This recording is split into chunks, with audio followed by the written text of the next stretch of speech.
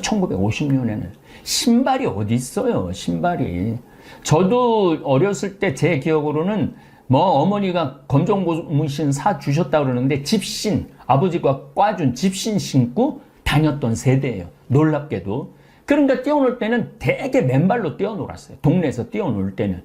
그러니까 신발 놔두고 맨발로 막 뛰어놀고 집에 들어갈 때 이제 신고 들어갈 정도였죠. 근데 그 에티오피아 수도인 아디스아바바 하루 여행을 했을 때 길거리에 반 이상이 거지에 거지.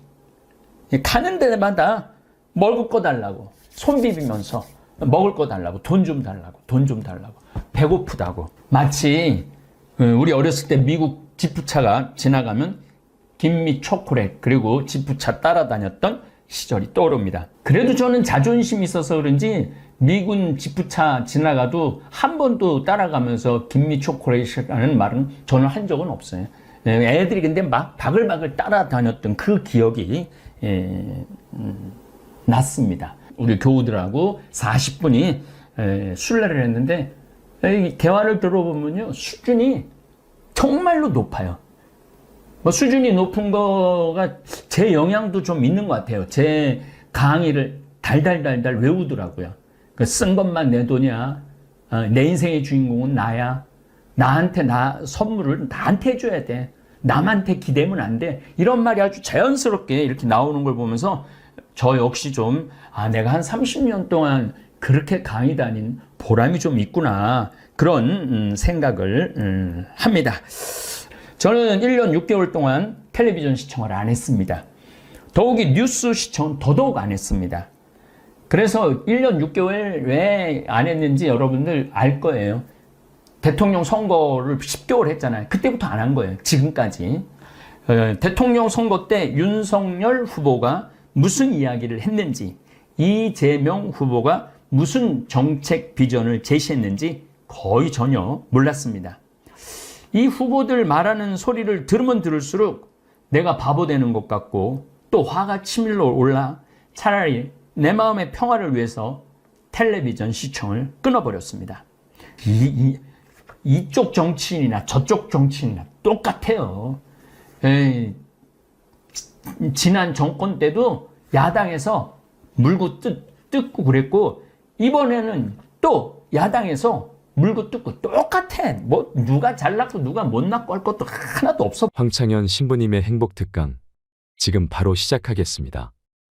영상이 마음에 드신다면 구독, 좋아요, 알림 설정 부탁드립니다.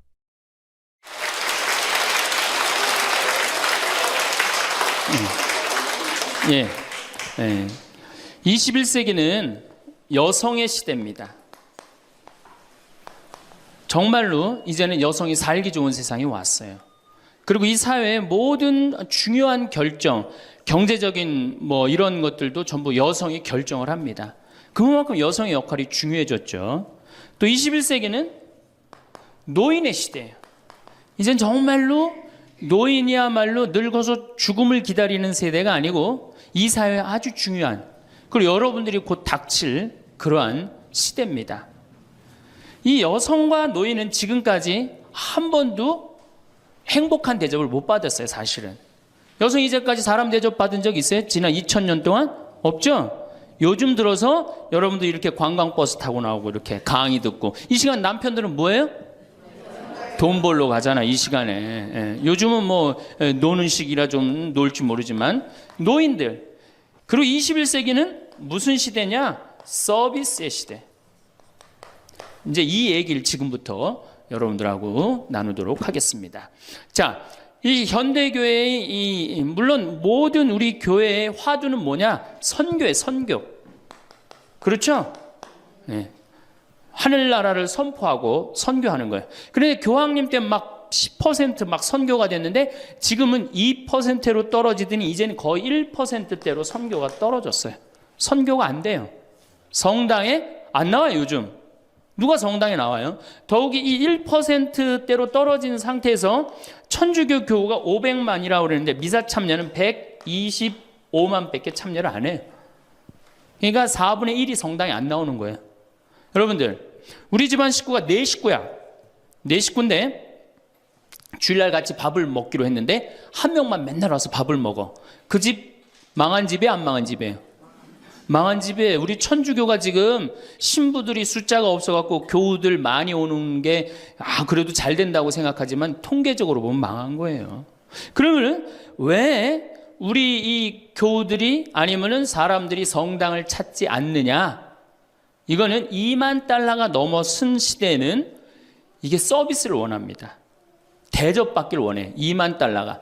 이게 우리가 뭐 1,000달러, 2,000달러 때는 성당에서 신부님 막 혼내고 소리 질러도 어떻게 해요? 다 참고 살았어요. 왜?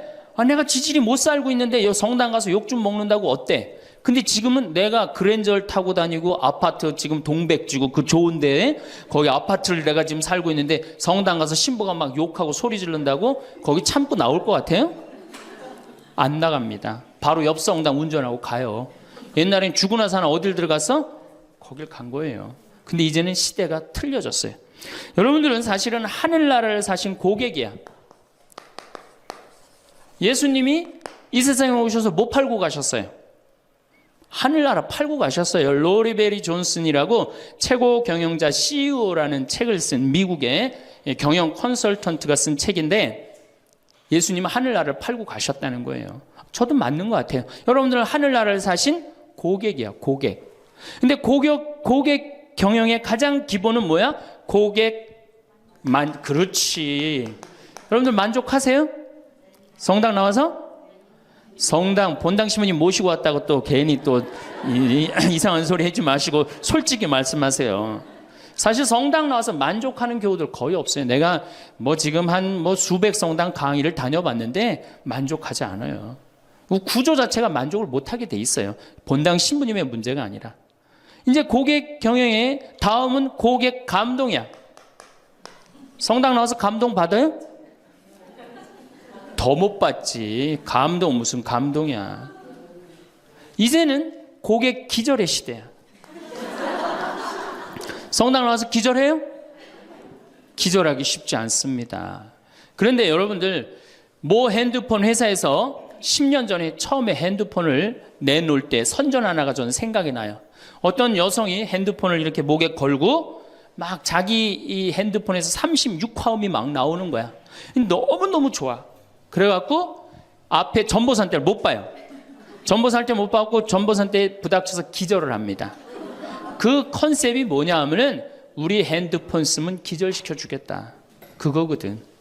그래갖고 단일 품목으로 1위에 올라섰어요. 그러니까 이게 고객을 기절시켜 줘야지 고객이 그 물건을 쓴단 말이야. 성당에도 어떻게 해야 돼?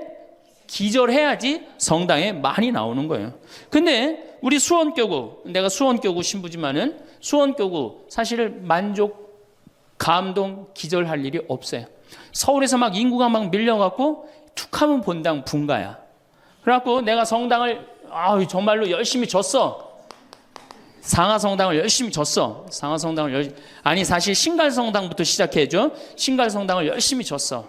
그래갖고 열심히 져갖고 이제 내 열심히 신앙생활을 해야 되겠다. 그런데 갑자기 어느 날 본당 신부가 본당 분가. 근데 재수없이 신갈성당에 속해서 산 게 아니라 내가 살고 있는 데가 상하구역이야. 그럼 어떻게 돼요? 또 내야 돼. 그래갖고 또 한 5년 열심히 줬어.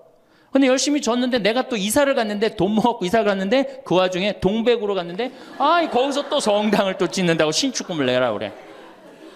고객 기절이 아니라 고객 짜증이에요. 여러분들 돈 있는 교우들은 그나마 열심한 교우들은 냅니다. 근데 돈 없는 교우들은 한 번 못 내고 두 번 못 내면 다음에 어때요?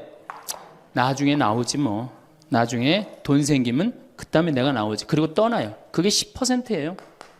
한 번 질 때마다 떠나는 인원이 10%예요. 그러니까 개신교는 한 번 지면은 어때요? 또 신축금 냅니까? 안 냅니까? 안 내요. 죽을 때까지 내가 여기 다니면 되는 거예요. 근데 우리 천주교는 내가 그냥 이사 가는 데마다 그냥 성당 짓는데 골라서 가는 교우들도 있어. 그러니까 한 교우가 5 성당 짓는 교우들도 많아요. 그래서 저한테 그러는 교우들 많아요. 신부님 제가 앉은 자리에서 5개 졌습니다. 참 이게 참 어려운 일이죠. 5개 성당 지금 평생 신축금만 냈다는 거예요. 정말 우리 교우들을 우리 이 성당에서 정말로 고객 대접을 하느냐. 우선 용어부터가 기분 나빠요. 용어가 신자야, 신자. 믿을 신의 놈자자 써요. 믿는 놈들이다, 이거 믿는 놈들이다. 천주교 공식 기도문이 뭐냐면 신자들이 바치는 빵과 포도주를 받아달라고 그래요. 신자들이. 그러니까 믿는 놈들이 바치는 빵과 포도주를 받아달라. 그래도 여러분들 좋다고 열심히 미사 참여하는 거 보면 신기해. 천주교 교우들. 개신교는 성도예요, 성도. 여러분들 거룩한 물이야. 벌써 믿는 놈들 여러분하고 성도 여러분하고 기분이 어때요? 성도가 훨씬 기분 좋을 거 아니에요. 그렇죠? 불교는 불자야. 부처님의 아들 자자를 씁니다. 부처님의 아드님들. 그러니까 불자님 이게 가능합니다. 그렇죠? 성도님, 거룩한 무리 여러분님 가능하죠? 신자님 가능해요? 믿는 놈들한테 무슨 놈자를 님자를 붙여요. 그러니까 이 불자님들은 감동을 받는 거예요. 절에 가면 스님이 얼마나 잘해줘요. 정말로 감동을 받죠. 그러니까 이 불자들은 시주를 하면은 100만 원에서 1000만 원 정도 합니다. 한 번 하면 정말 이렇게 해요. 시주 한 번 하면 보통 뭐 영산제 49제 같은 거 지낼 때요 1000만 원, 2000만 원 다 해요. 성도님들은 10,000원에서 한 10만 원 정도 합니다. 헌금을 하면. 믿는 놈들은 1,000원만 하면 되는 거예요. 그러니까 우리 교우들 헌금 안 낸다고 욕하고 혼낼 거 하나도 없다. 교우들을 헌금을 많이 내게 하려면 어떻게 하면 된다? 기절시켜주면 된다. 기절. 고객 감동을 시켜주면 된다는 얘기예요. 그 예수님의 그 경영 기법의 기본은 서비스예요. 사실은 서비스. 이게 굉장히 중요합니다. 예수님은 이 세상에 오셔서 유행어가 있으셨어요. 입만 열면 하시는 말씀이 사랑해라가 아니었어요. 입만 열면 하신 말씀이 뭐냐 하면은 섬겨라야, 섬겨라. 너희 사이에 높은 사람이 되고자 하는 사람은 남을 섬기는 사람이 되어야 하고 으뜸이 되고자 하는 사람은 종이 되어야 한다. 사실은 사람의 아들도 섬김을 받으러 온 것이 아니라 섬기러 왔고 많은 사람을 위하여 목숨을 바쳐 몸값을 치르러 온 것이다. 마태복음 20장에 나오는 얘기예요. 사람의 아들도 뭐하러 왔어? 서비스하러 왔다는 얘기예요. 섬기러 왔다는 얘기예요. 23장에 보면 너희 중에 으뜸 가는 사람은 너희를 섬기는 사람이 되어야 한다. 누구든지 자기를 높이는 사람은 낮아지고 자기를 낮추는 사람은 높아진다. 마르코 복음에도 예수님이 너희 중에 으뜸이 되고자 하는 사람은 섬기는 사람이 되어야 한다. 그러니까 예수님은 이 세상에 오셔서 봉사 받으러 오신 게 아니라 뭐하러 오셨어요? 봉사로 오신 거예요. 섬기러 오셨어요. 예수님은 분명히 섬기러 왔는데 지금 현대교회를 보면은 거꾸로 돼 있어요. 교우들이 수녀님과 신부님을 섬기고 신부들이 주교님을 섬기고 위에선 통치하고 이게 경쟁력이 있을 것 같아요? 경쟁력 없습니다. 경쟁력 시대가 어떤 시대인데 지금 거꾸로 가고 있어요. 대통령도 지금 국민들을 섬기느니 많이 했는데 우리 가톨릭처럼 이렇게 철저하게 이 아래로 그냥 내리꽂는 데는 없어요. 그러니까 경쟁력이 있을 수가 없어요. 예수님은 아무리 당신이 이렇게 말을 해도 못 알아들을 것 같으니까 마지막 날에 어떻게 해요? 스스로 겉옷을 걷어붙이고 제자들의 발을 닦아줍니다. 이스라엘에서 제자들을 그 사막에서 먼지 있는데 발을 닦아준다는 건 종이 할 수 있는 최고의 그 아래의 섬김의 모습을 보여준 거예요. 내가 너희들의 발을 닦았듯이 너희도 어떻게 해라? 서로 섬겨라. 그러니까 이 섬기는 거는 21세기의 문제가 아니고 우리 교회의 본질이에요, 본질. 그러면 여기 구역장님들이시죠? 반장님들이시죠? 오늘 오신 분들, 여러분들이 사실은 본당에서 누굴 섬겨야 돼? 교우들을, 신부님을 뭐하러 섬겨? 교우를 섬기라니까. 내 구역 식구, 반 식구를 얼마나 섬기느냐에 따라서 그 교회 공동체가 잘 되느냐, 잘 되지 않느냐가 결정되는 거예요. 제가 이렇게 환경센터, 수원에 우리 환경센터 있죠? 거기 직원 하나가 내가 자기 그 월급을 주는 신부인데도 하루는 와갖고 나한테 얼굴이 하얘져갖고 나는 세상에 이렇게 훌륭한 신부님을 처음 봤대. 무슨 얘기냐? 자기가 이 어느 서둔동 성당에 다니는데 그때 내 동창 신부가 있었어요. 한 10년 전 얘기예요. 동창 신부가 있었는데 자기 부인이 결혼을 하자마자 자궁에 문제가 있어갖고 병원에 입원을 한 거예요. 근데 이 형제는 세례를 받았지만 자매는 세례를 받지 않았어요. 그런데 그 구역에서 가만히 이렇게 가정방문을 이렇게 구역장님들이 사정을 제일 잘하는 사람이 누구예요? 구역 사정을 제일 잘하는 사람.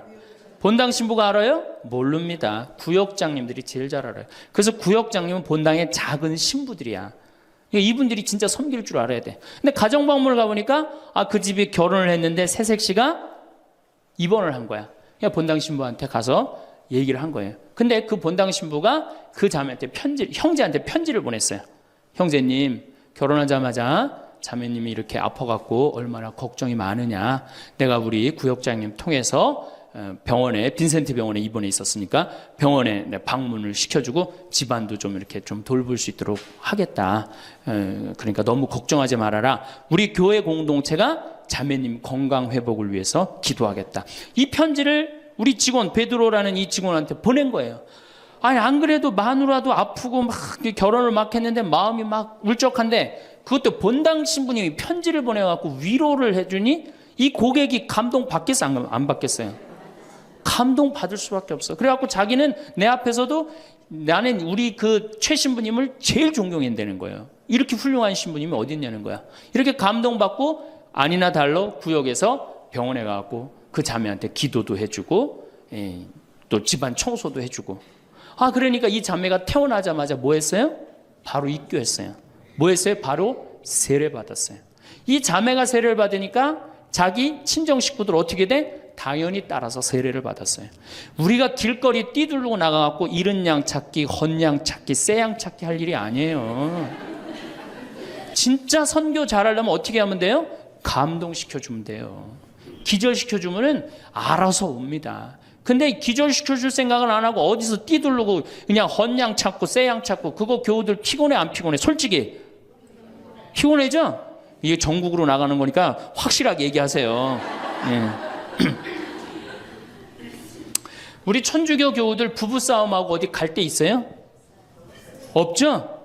여러분들 부부싸움 하면은 우리 정현석 신부님이 저기 재워줘요? 정영철 신부님 재워주세요? 사제관에 가면 재워줘요? 잤다가는 신부님도 쫓겨나고 여러분들도 쫓겨나요. 천주교는 어디 가서 잘 데가 없어요. 잘 데가. 그러니까 성당은 많이 전올지 모르지만 교우들이 가서 쉴 데는 없단 말이에요. 영적으로 지친 교우들이. 근데 개신교는 여러분들 지금 버스 타고 여기 이 동백에서 여기까지 지금 오셨는데 여러분들은 못 느꼈지만 저는 그 길을 잘 알아요. 개신교 기도원이 10개가 넘게 여러분들 지나왔어요. 10개는 넘게. 그러니까 막 속상하고 싸우고 그러면 보따리 싸두고 어디 가요? 기도원 가면은 거기서 아버지 막 소리 지르고 막 이러면은 3일 정도 하면은 속 풀리잖아요. 그럼 또 돌아갈 수 있는 거 아니에요. 그거 얼마나 좋아요. 불교는 뭐가 있어요? 절에 가면 암자에서 다 재워줍니다. 제가 88년에 희방사라는 데를 갔었어요. 소백산을 갔는데 희방사에 갔는데 수녀님들하고 같이 갔었어요. 수녀님들하고 같이 여관을 갈 수가 있나? 그래서 희방사에 절에 들어가고 스님한테 그랬어요. 나는 신학생이고 우리 수녀님들인데 내일 새벽에 산에 올라가야 되는데 딱히 잘 데가 없다. 재워줬으면 좋겠다. 근데 스님이요 지금도 기억이 남아요. 두말 않고 방 2개를 수녀님 방, 내 방 이렇게 탁 내주시는 거예요. 주무시고 가시라고. 근데 우리 천주교 어디 가서 좀 재워달라고 그러면 재워줄 데 있어요? 교구청 가면 재워줍니까? 하루 저 어디 가서 잘 데가 없는데 여기 좀 재워주면 안 되겠습니까? 재워줘요? 우리는 우리도 모르게 벽을 하늘같이 쌓고 살고 있어요. 천주교에 들어오기가 제일 어려운 거예요. 돌다 맨 마지막에 오는 데가 어디야?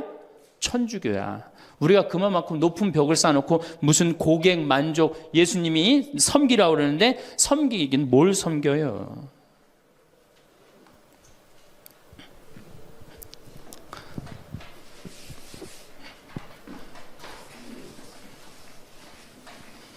제가 그 2000년에 우리 정신부님이랑 나랑 똑같이 2000년에 정신부님 모현성당에 발령을 받았고 저는 능평성당에 발령을 받았어요. 근데 정신부님 처지나 내 처지나 똑같았어요. 아무것도 없었어요. 정말로. 모본당에서 분가금으로 딱 3천만 원을 받았어요. 근데 성당 하나 지려면 보통 27억, 30억 정도 되잖아요. 2000년이면 IMF 딱 터지고 다 망한 상태예요. 그냥 완전히 망한 상태가 2000년이에요. 본당에 가보니까 성당이 어떻게 돼 있느냐면 지붕은 천막이야. 파란 천막으로 돼 있는 거야. 그 다음에 벽은 컨테이너예요. 컨테이너. 바닥을 보니까 맨 흙이야. 성당 바닥이. 막 여기서 막 원추리가 피는 거예요. 붓꽃도 피고 성당 바닥에서. 그런데 교우들은 보니까 600명이야. 교우들 600명인데 30억짜리 건물을 어떻게 줘요? 그래서 제가 그랬어요. 요한복음 3장에 뭐라고 그랬냐면은 예수님이 46년 만에 지은 성전을 허물라고 그랬다. 며칠 만에 짓겠다고? 3일 만에 짓겠다고. 예수님이 원했던 게 건물이냐 사람이냐? 그땐 교우들이 사람이래요. 그러면은 건물 짓는 건 중요한 게 아니다. 여러분들이 행복하면 그게 성전이다. 그리고 세계 어디에서도 성당 바닥에서 붓꽃도 피고 원추리도 피는 성당이 어딨냐. 이 최고 아름다운 성전이다. 난 성당 안 질 테니까 여러분들 그렇게 알아라. 근데 이 착한 교우들이 자꾸 신축금을 내는 거예요. 내지 말라고 그래. 안 짓는다는데 부담스럽게.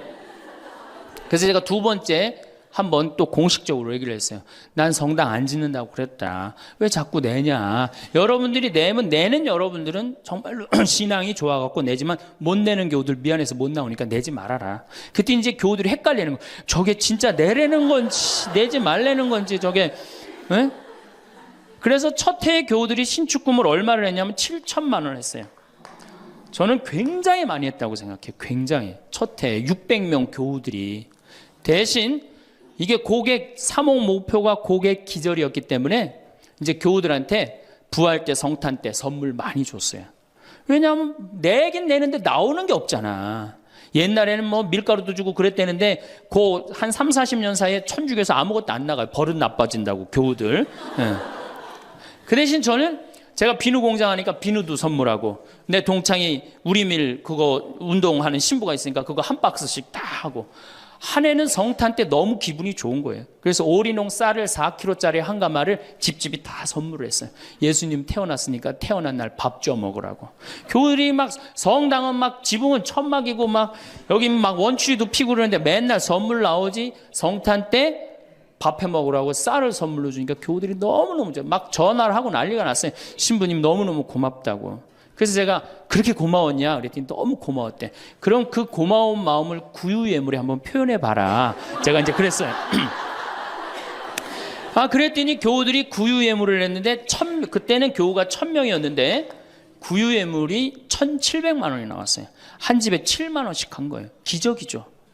깜짝 놀랐어요. 저도 놀래고 교우들도 놀래고. 그래서 그 돈을 어떻게 했느냐? 아프리카에 다 보내버렸어요. 왜? 가난한 예수님 건데 성당 짓는데 안 짓는데 성당 짓는 기금을 한다는 게 그렇잖아요. 아프리카에 다 보내버렸어요. 교우들이 행복한 거예요. 어쨌든 성당은 없어도. 그리고 제가 이제 그 봄에 가을에 이제 할머니 할아버지들을 모시고 꼭 여기 생태마을에 모시고 왔어요. 모시고 와서 어떻게?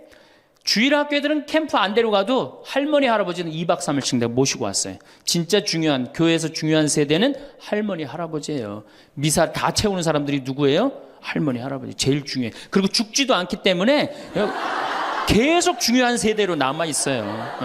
계속 중요한 세대로. 그래서 이제 할머니 할아버지들을 모시고 와서 5월달 지금부터 이제 취나물 납니다. 고사리 납니다. 그럼 내가 뜯어갖고 같이 밤에 여기 모닥불 펴놓고 며칠 전에도 만수 일동 노인대학에 와서 모닥불 펴놓고 근사하게 놀고 갔어요. 모닥불 펴놓고 고기 구워 먹고 거기서 같이 춤추고 노래하니 할머니 할아버지들이 70, 80 평생 그래본 적 있어요 없어요? 한 번도 없는 너무너무 행복한 거예요. 여기 또 래프팅도 제가 시켜드려요. 할머니들 래프팅. 그래 이제 82살 먹은 스텔라 할머니가 허리가 이렇게 구부러졌는데 자기는 안 내려간다는 거예요. 왜? 신부님 난 늙고 허리도 아프고 그래서 힘도 없고 그래서 난 못한다고. 할머니 배만 타면 배가 떠내려가는 거지 할머니 노짓는 것도 아니니까 그냥 가자. 그래갖고 이제 할머니 손을 잡고 저 래프팅장에 내려갔어요. 근데 이제 할머니 할아버지 한 100분 정도 계셨는데 이게 머리 하얀 할아버지 머리 하얀 할머니들을 노란 하이바 씌워놓고 노란 조끼 입혀놓으니까 늙었는지 젊었는지 구분도 안 돼. 얼마나 이쁜지 몰라요. 그러고 딱 배를 타고 내려가 보니 얼마나 좋아요. 배가 두둥실 떠내려가는 것처럼 마음도 어때요? 나이 먹었다고 여러분들 감정이요, 늙었다고 감정이 없는 게 아니에요. 늙으면 늙을수록 더 감정이 더 정말로 애틋합니다. 그 할머니들 보니까 막 소양강 처녀 부르고 뭐 두만강 부르고 할아버지 배에 물 끼얹고 난리도 아니야. 이제 2시간이 지났어요. 래프팅이 끝나고 할머니가 패들이라고 그래. 패들을 이렇게 쥐고 이렇게 허리가 구부러졌으니까 이렇게 올라왔어요. 할머니 어땠어요? 그랬더니 이 할머니 하시는 말씀이 죽어도 좋아. 그래. 죽어도 좋아. 이 고객은 기절을 한 거예요. 이 할머니가 애들을 8을 낳는데 본당에 돌아가갖고 그랬대요. 니네들 다 모여봐라. 다 불렀대요. 죽전, 분당, 여기 사는 교우들 다, 아들, 딸들을 다 불렀대요. 니네들 내가 80평생 살 동안 나하고 2박 3일 놀러 가고 모닥불 피고 나하고 내 손 잡고 춤춰준 적 있냐? 없지. 니네들 내가 늙었다고 나 래프팅 시켜준 적 있냐? 없지. 근데 우리 신부님이, 제가 지금은 40대지만 그때는 30대였거든. 30대 중반. 우리 신부님이 그걸 다 해줬다. 나는 우리 신부님 너무너무 행복하다, 신부님 때문에. 근데 이 신부님이 성당을 줘야 되는데 돈이 없다. 돈이 없으니까 니네들 나한테 못 해준 거 돈 갖고 와라. 그래서 할머니가 신문지에 돈을 이만큼 싸갖고 왔어요. 이거 뭐냐 그러니까 신부님 이거 내가 신축금으로 자식들한테 걷어온 거래. 그러니까 이 고객이 기절하니까 내가 시키지도 않았는데 앵벌이를 알아서 해갖고 와.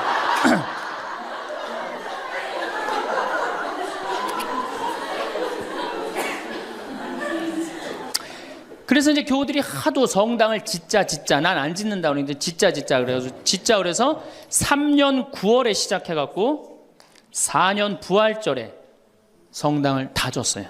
9개월 만에 성당을 뚝딱 줬어요. 그리고 이제 봉헌식을 하는데 교우들이 그러는 거예요. 신부님 우리가 언제 이렇게 성당을 줬느냐고. 나도 모른다. 이게 기절한 상태에서 자기 주머니에 돈이 나오는지도 모르고 막 낸 거야. 깨보니까 성당이 젖은 거예요. 사실은 교우들이 행복하면 성당 짓는 거 어려운 일 아니에요.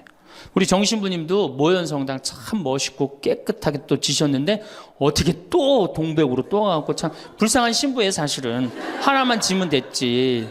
여러분들 조금 기절한 상태에서 좀 도와주세요. 조금 기절한 상태에서. 이렇게 성당에 나오면 행복해야 되는데 우리 천주교는 행복하지 않아요. 성당에 나가면요 우리 컨셉은 우울이야. 우울. 개신교는 컨셉이 뭐예요?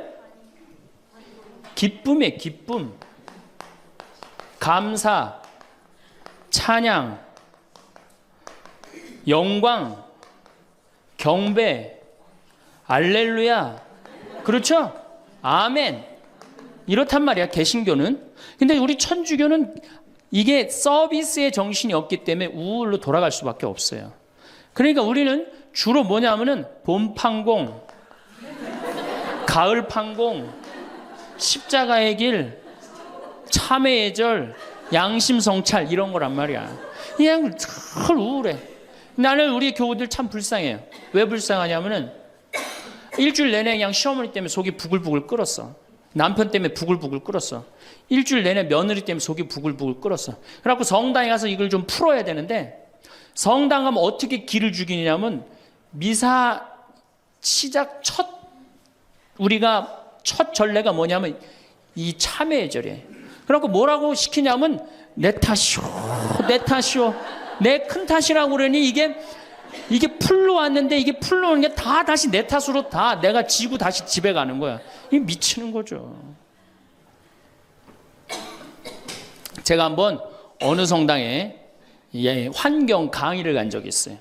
환경 강의를 갔는데 고해성사를 미사 전에 이제 주로 들어갔는데 고해성사 앞에 그 고해소 앞에 양심성찰 그 항목을 쭉 적어놨는데 거의 100가지를 적어놨더라고. 뭐 주일미사 빠진 거, 뭐 교무금 떼어먹은 거, 뭐 술집에 간 거 막 100가지를 써놨어요. 보니까 내가 이렇게 들어가면서 야 저거 보고 있는 사람들 정말 우울하겠구나 그런 생각이 들었어요. 아니나 달라 한 형제가 딱 들어오더니 숨을 팍 쉬더니 신부님 내가 3년 만에 성당에 왔는데 저거 앞에 보니까 안 걸리는 게 없다. 그중에 특별히 6번, 27번, 65번이 걸린다는 거예요. 이놈 100가지 중에 그걸 내가 어떻게 알아. 6번이 무슨 죄인지. 그래서 내가 보석으로 2번, 6번, 8번 하라고 그랬어요.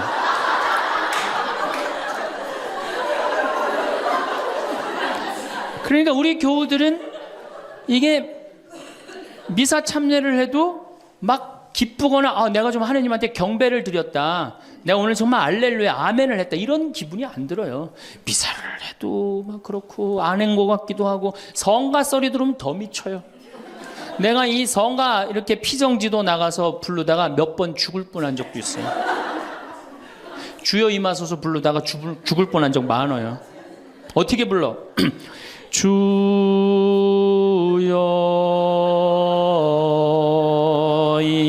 임하. 언제 숨 쉬어야 돼 이거? 이러니 죽는 거지. 이러니까 죽는 거지. 여러분들이 개신교 이거 4분의 3박자로 불러요. 개신교.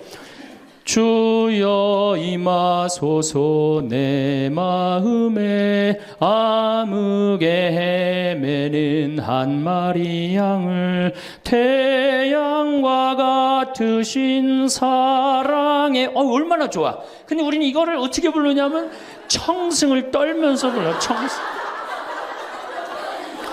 태양과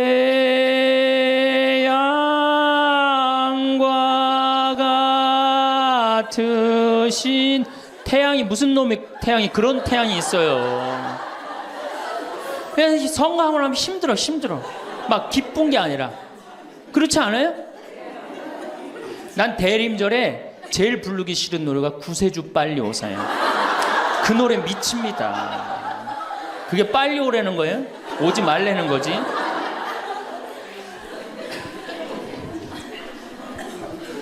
주일학교 아이들을 보면은 참 불쌍해요.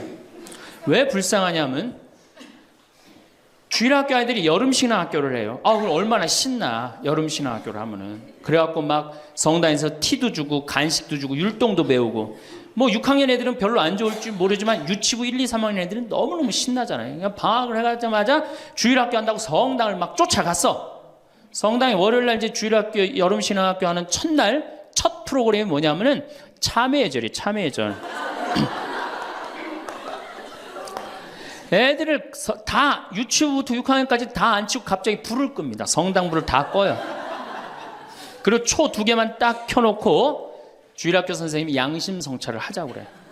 양심성찰 해갖고 이제 주일학교 선생님이 읽기 시작합니다. 뭐라고 읽어? 유치부부터 6학년까지 앉혀놓고 나는 엄마 몰래 헌금 1,000원 중에 500원을 떼어먹었어. 이러면요 유치부 애들이 눈꼬리가 막 올라가요. 저걸 어떻게 알았지? 내가 헌금 떼어먹은 걸? 난 엄마 몰래 오락실을 갔습니다. 이게 괴로운 거예요. 애들도 괴로운 거예요. 애들도 우울 컨셉으로 이제 성장하기 시작하는 거죠. 이렇게 6년 동안 하면요 애들이 무슨 생각할 것 같아요? 6년 동안 하면은 여러분들이 잘 하셔야 돼요. 6년 동안 맨날 참회절하고 돈 떼어먹고 오락실 가고 성당 안 나가고 부모에게 불호 효도한 놈이 6학년 딱 졸업할 때 무슨 생각을 하냐면, 그래 나 같은 죄인은 이제 더 이상 성당 나갈 수가 없어. 나는 주일학교 졸업하는 동시에 성당 안 나올 거야. 죄인들은 다 떨어져 나가요. 그러니까 주일학교가 1,000명이면 중고등학교는 몇 명으로 줄어들어? 100명으로 줄어들어요. 900명의 죄인은 다 떠난 거예요. 나머지 100명은 이제 성당에 그래도 나오는데 얘네들은 어떤 애들이냐? 정말 착한 애들이든지 정말 어리삐리한 놈이지 둘 중에 한 놈만 성당에 나오는 거예요. 개신교는 주일학교가 1,000명이면 중고등학교도 1,000명, 중고등학교가 1,000명이면 청년도 1,000명이에요. 왜? 이들은 기쁘기 때문에. 그게 현대 영성에 맞는 거예요. 이들은 행복하기 때문에. 교회 나가면 행복하잖아. 찬양도 하고 영광도 드리고. 근데 이놈 먹고 성당만 나가면 눈 감켜놓고 뭐 돈 떼어먹었느니 뭐 이러니 애들이 성당 나가고 싶어요. 점점 줄어드는 거예요. 정말로 우리 애가 아이들한테 이 주일학교 아이들이 끝까지 신앙생활을 잘 시키고 싶으면 기쁨의 신앙을 가르쳐야 돼요. 영광의 신앙, 감사의 신앙. 우리가 이게 우울의 극치를 보면은 성지순례 때 이제 우울의 극치야. 성지순례. 이거는 진짜 이제 고쳐야 되는 병 중에 병이에요. 성주술 언제 갑니까? 5월에 가죠? 9월에 가죠? 여러분들 본당 신부님 정말로 훌륭한 본당 신부님 만나갖고 5월 오늘 2일이죠? 참 이 좋은 때 얼마나 경치가 좋아요. 여기 좋죠?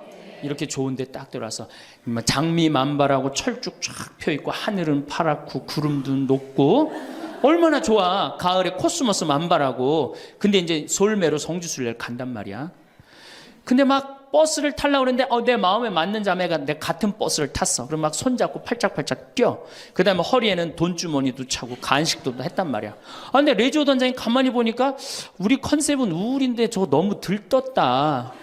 그래갖고 이제 버스에 딱 올라타면은 묵주를 딱 꺼내라고 그래.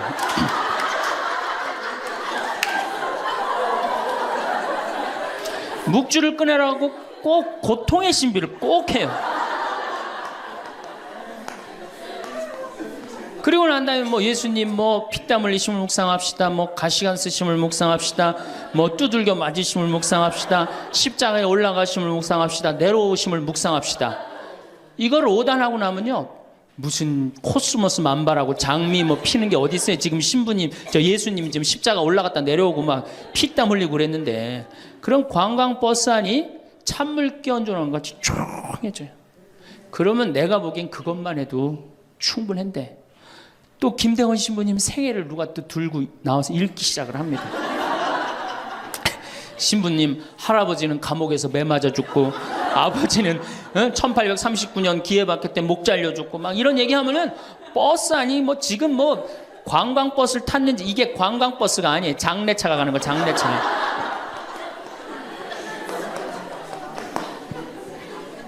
그래갖고 신부님이 1836년에 여러분들 신부님 1836년에 떠나서요 마카오에 1837년 6월에 도착하세요. 6개월 동안을 걸어서 간 거예요. 기가 막히죠? 그런데 신부님 유학 중에 신부님 1836년에 떠났으니까 아버지가 39년에 죽어요. 순교를 하세요. 그러니까 유학 중에 아버지가 죽은 거야. 얼마나 이게 그 어린 그 신학생한테 마음이 아프겠어요. 참 기가 막히죠. 그럼에도 불구하고 조선교회를 위해서 견디죠. 그런데 또 중간에 최 프란치스코라고 동료 신학생이 죽어요. 우리 신부들한텐 동기가 죽는 건 형제가 죽는 거하고 똑같은 거예요. 그게 얼마나 또 마음이 아파. 그래갖고 45년에 조선에 돌아와 보니 세례를 받았나 성사를 받았나 교우들이 정말 신부님 생각해 기가 막히냐. 그땐 부제님이었는데. 그래갖고 빨리 신부님을 영입해야 되겠다. 그리고 이제 서해 바다에서 배를 12m 정도밖에 안 되는 배를 타고 그거를 상하이를 건너간다고 간 거예요. 어부들은 신부님이 하도 그 부제님이 하도 똑똑하고 그러니까 항해술을 아는 줄 알고 무조건 따라갔는데 항해술을 알긴 뭘 알아.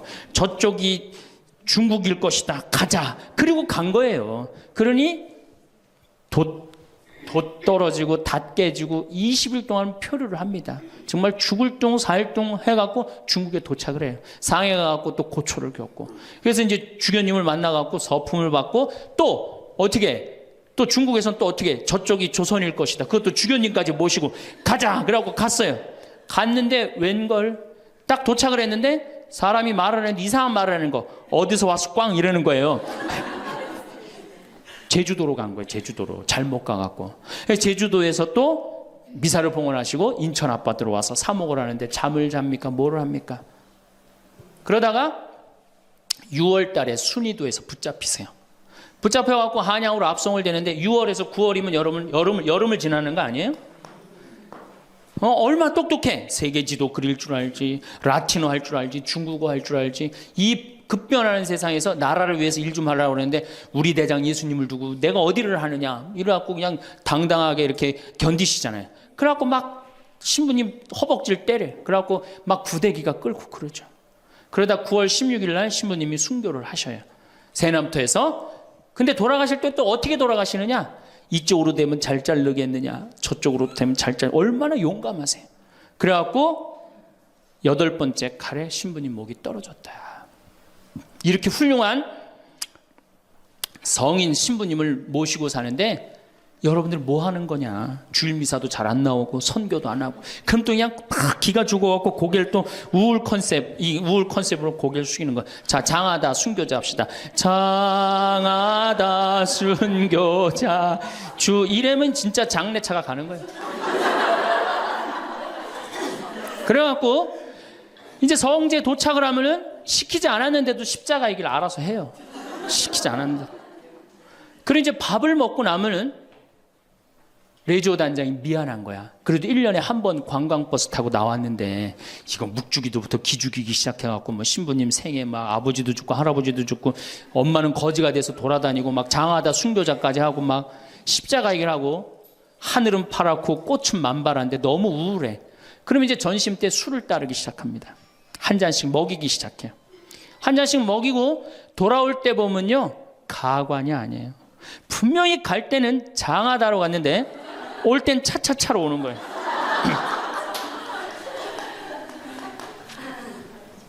제가 보좌신부 때 그때는 92, 3년도니까 대단했었어요. 지금은 많이 사고 때문에 못 일어나게 했죠. 그때는요 관광버스 그 사이에 나와갖고 춤 엄청나게 췄어요.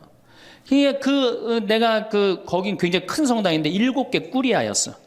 여성 꾸리아가 4개나 있었어요. 성주순례를 가고 싶은데 젊은 보좌신부랑 가고 싶은 거예요. 나한테 한 달을 조르는 거 가자고. 난 가기 싫다. 왜 가기 싫으냐 그랬더니 거기 가면은 갈 땐 거룩한데 올 때는 너무 정신없어서 난 가기 싫다. 그래도 우리 단장들이 막아줄 테니까 신부님 갑시다. 그래서 제가 그럼 갑시다 하고 갔는데 갈 땐 역시 거룩하게 가더라고요. 근데 그 성당은 여러분들처럼 굉장히 젊은 성당이야. 젊은 아줌마들이 많았어요. 내리자마자 술을 소주에 박스로 그냥 먹는 거예요. 근데 딱 버스에 올라타자마자 복도에 나와서 춤추기 시작. 근데 저는 이해가 돼요. 1년 내내 우울했는데 딱 하루 스트레스 풀 수 있는 유일한 기회는 언제야? 성주순례 돌아오는 길. 한국 천주교 공인 다 똑같아요. 모든 성당이 다 똑같아요. 갈 땐 거룩하고 올 땐 난장판이에요. 막 춤을 추다가 자기네들끼리 춤추니까 재미없잖아. 보좌신부하고 같이 추고 싶은데 맨 앞에 보좌신부는 앉아있는데 이 단장님들이 막았는데 제가 어쩔 수 없이 끌려나갔어요. 신부님 우리하고 좀 오늘만은 같이 좀 놀아달라고. 그래서 저는 춤출 줄 몰라요. 신부님 걱정하지 말라고 우리가 다 알아서 한다고. 어떻게 알아서 해? 내 손을 붙잡더니 그래갖고 이제 한 5분 정도 쳐갖고 이제 예의를 갖췄겠다 싶어갖고 이제 좀 들어가겠습니다. 그랬더니 이 자매님들이 힘이 얼마나 좋은지 내 양복 뒷덜미를 딱 잡더니 가긴 어딜 가느냐고. 오늘만은 안 된다고. 우리하고 오늘만은 신부님 우리하고 함께 놀아줘야 된다고. 그럼 막 추는 거예요. 뒤에 있는 아줌마들이 뭐라 그래? 야 니네들만 신부님 데리고 놀지 말고 뒤로 좀 보내 이러냐.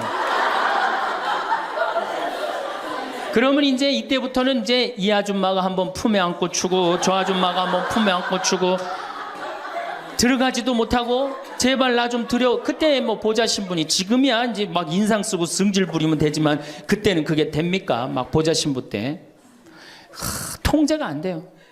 그런데 성당 도착 2km 전에 기적이 일어납니다. 갑자기 누가 마이크를 붙잡더니 하늘에 계신 우리 아버지 이러면요 다 자기 자리로 뛰어들어가요.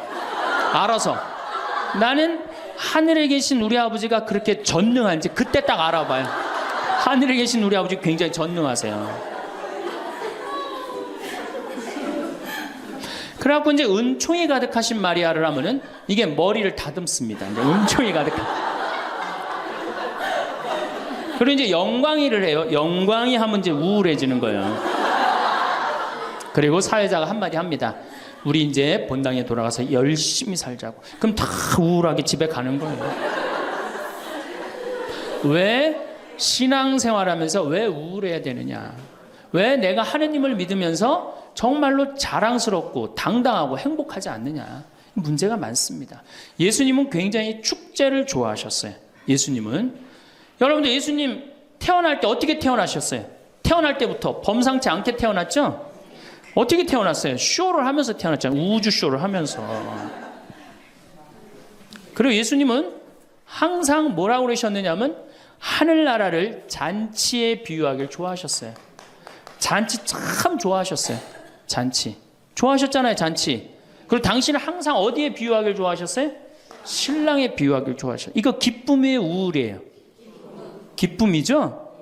그리고 예수님 부활하고 난 다음에 제자들 막 물고기 다 잡았을 때 어떻게 해줬어? 물고기 바베큐로 준비를 해줘갖고 와서 먹어라. 먹는 거 굉장히 중요하게 여기신 분이에요, 예수님. 먹는 거. 예수님 뭐 바리사이나 사두가이가 예수님 보고 욕할 때 뭐라 그래? 저 사람 맨날 먹고 마신다. 맨날 먹고 마신다. 예수님은 먹고 마시는 거 무지 좋아해요. 그래서 첫 기적을 뭘로 하셔요? 가나의 혼인잔치로 하는데 뭘로 만들어? 술을 많게 하는 기적을 하잖아요. 그러니까 술로 당신의 구원 사업을 시작하신 분이에요, 예수님은.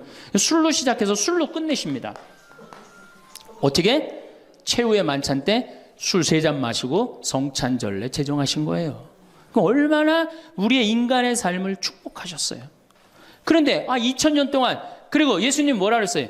행복. 구약 시대는요 전부 하지 말아요. 뭐 하지 마라, 뭐 달린 짐승 먹지 말아라, 뭐 하지 말아라, 뭐 하지 말아라, 주일 안식일날 뭐 하지 말아라, 맨 하지 말아잖아. 근데 신약 시대 와갖고 예수님이 입을 열어 하신 첫 마디가 뭐냐면은 첫 설교, 첫 강론. 이게 굉장히 중요합니다. 첫 강론이 마태복음 5장부터 8장까지에 있는 산상설교예요. 그 산상설교의 첫 강론이 뭐냐면 진복 8단이에요. 예수님이 입을 열어갖고 하신 거는 하지 마라가 아니라 해라야, 해라. 어떻게 해라? 행복하여라 마음이 가난한 사람들, 행복하여라 마음이 온유한 사람들, 행복하여라 마음이 깨끗한 사람들, 행복하여라 슬퍼하는 사람들. 그러니까 예수님이 우리한테 원했던 건 뭐야? 행복하기를 원한 거예요. 행복하기를. 5장 8절에 뭐라고 그러시냐면 너희는 기뻐하고 즐거워하라. 하늘에 받을 상이 크다. 우리 보러 기뻐하고 즐거워하라고 그러는데 2000년이 지나서 와서 보니까 기뻐하고 즐거워하는 건 온데간데 없고 우울만 남아있어. 이거 문제가 있는 거죠. 그리고 7장에 뭐라고 그러셔요? 너희들 걱정하지 말아라. 내일 걱정은 누구한테 맡겨라? 내일한테 맡기고 오늘 한 일로 오늘 충분하다. 이렇게 예수님이 우리한테 행복한 걸 가르쳐 줬는데 우린 행복은 온데간데 없고 우울한 것만 남아갖고. 그러니까 우울하니까 우리 천주교 교우들은요 하늘을 향하지 않습니다. 어딜 향해요? 땅바닥을 향해. 땅바닥을 향하다 보니까 못 받은 것만 생각나는 거야.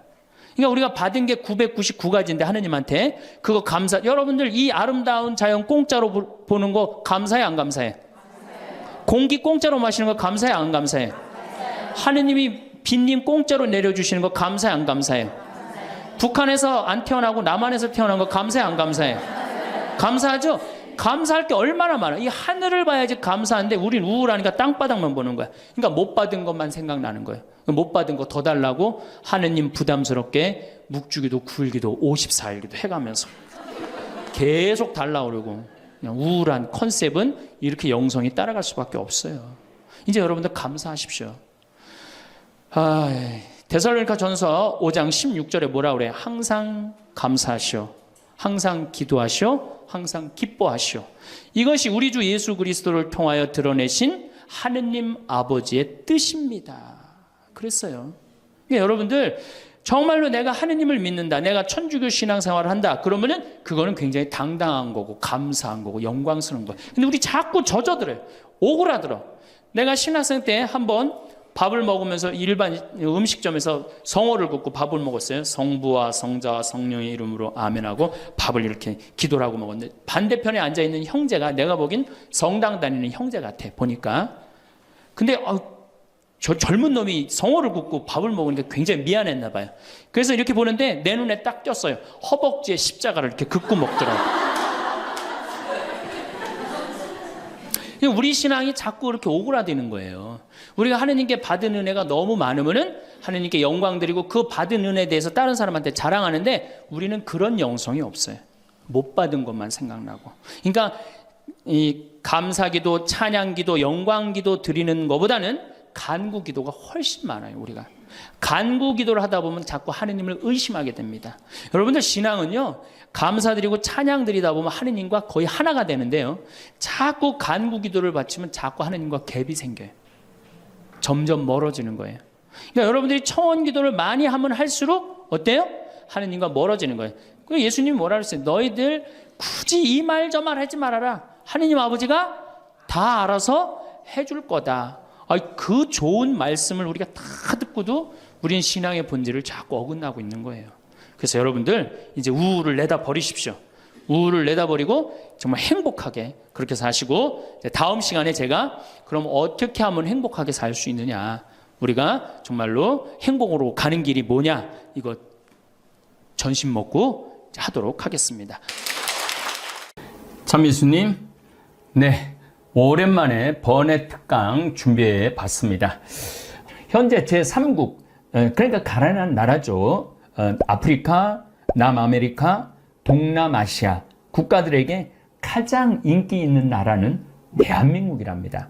우리나라는 약소국가를 침략해서 식민지로 삼지도 않았고, 중국처럼 경제적 침탈도 하지 않고, 정말 해외 원조기금으로 지금 세계에서 16번째로 지원을 많이 해주는 나라예요. 근데 더 아마 앞으로 많이 할 거예요.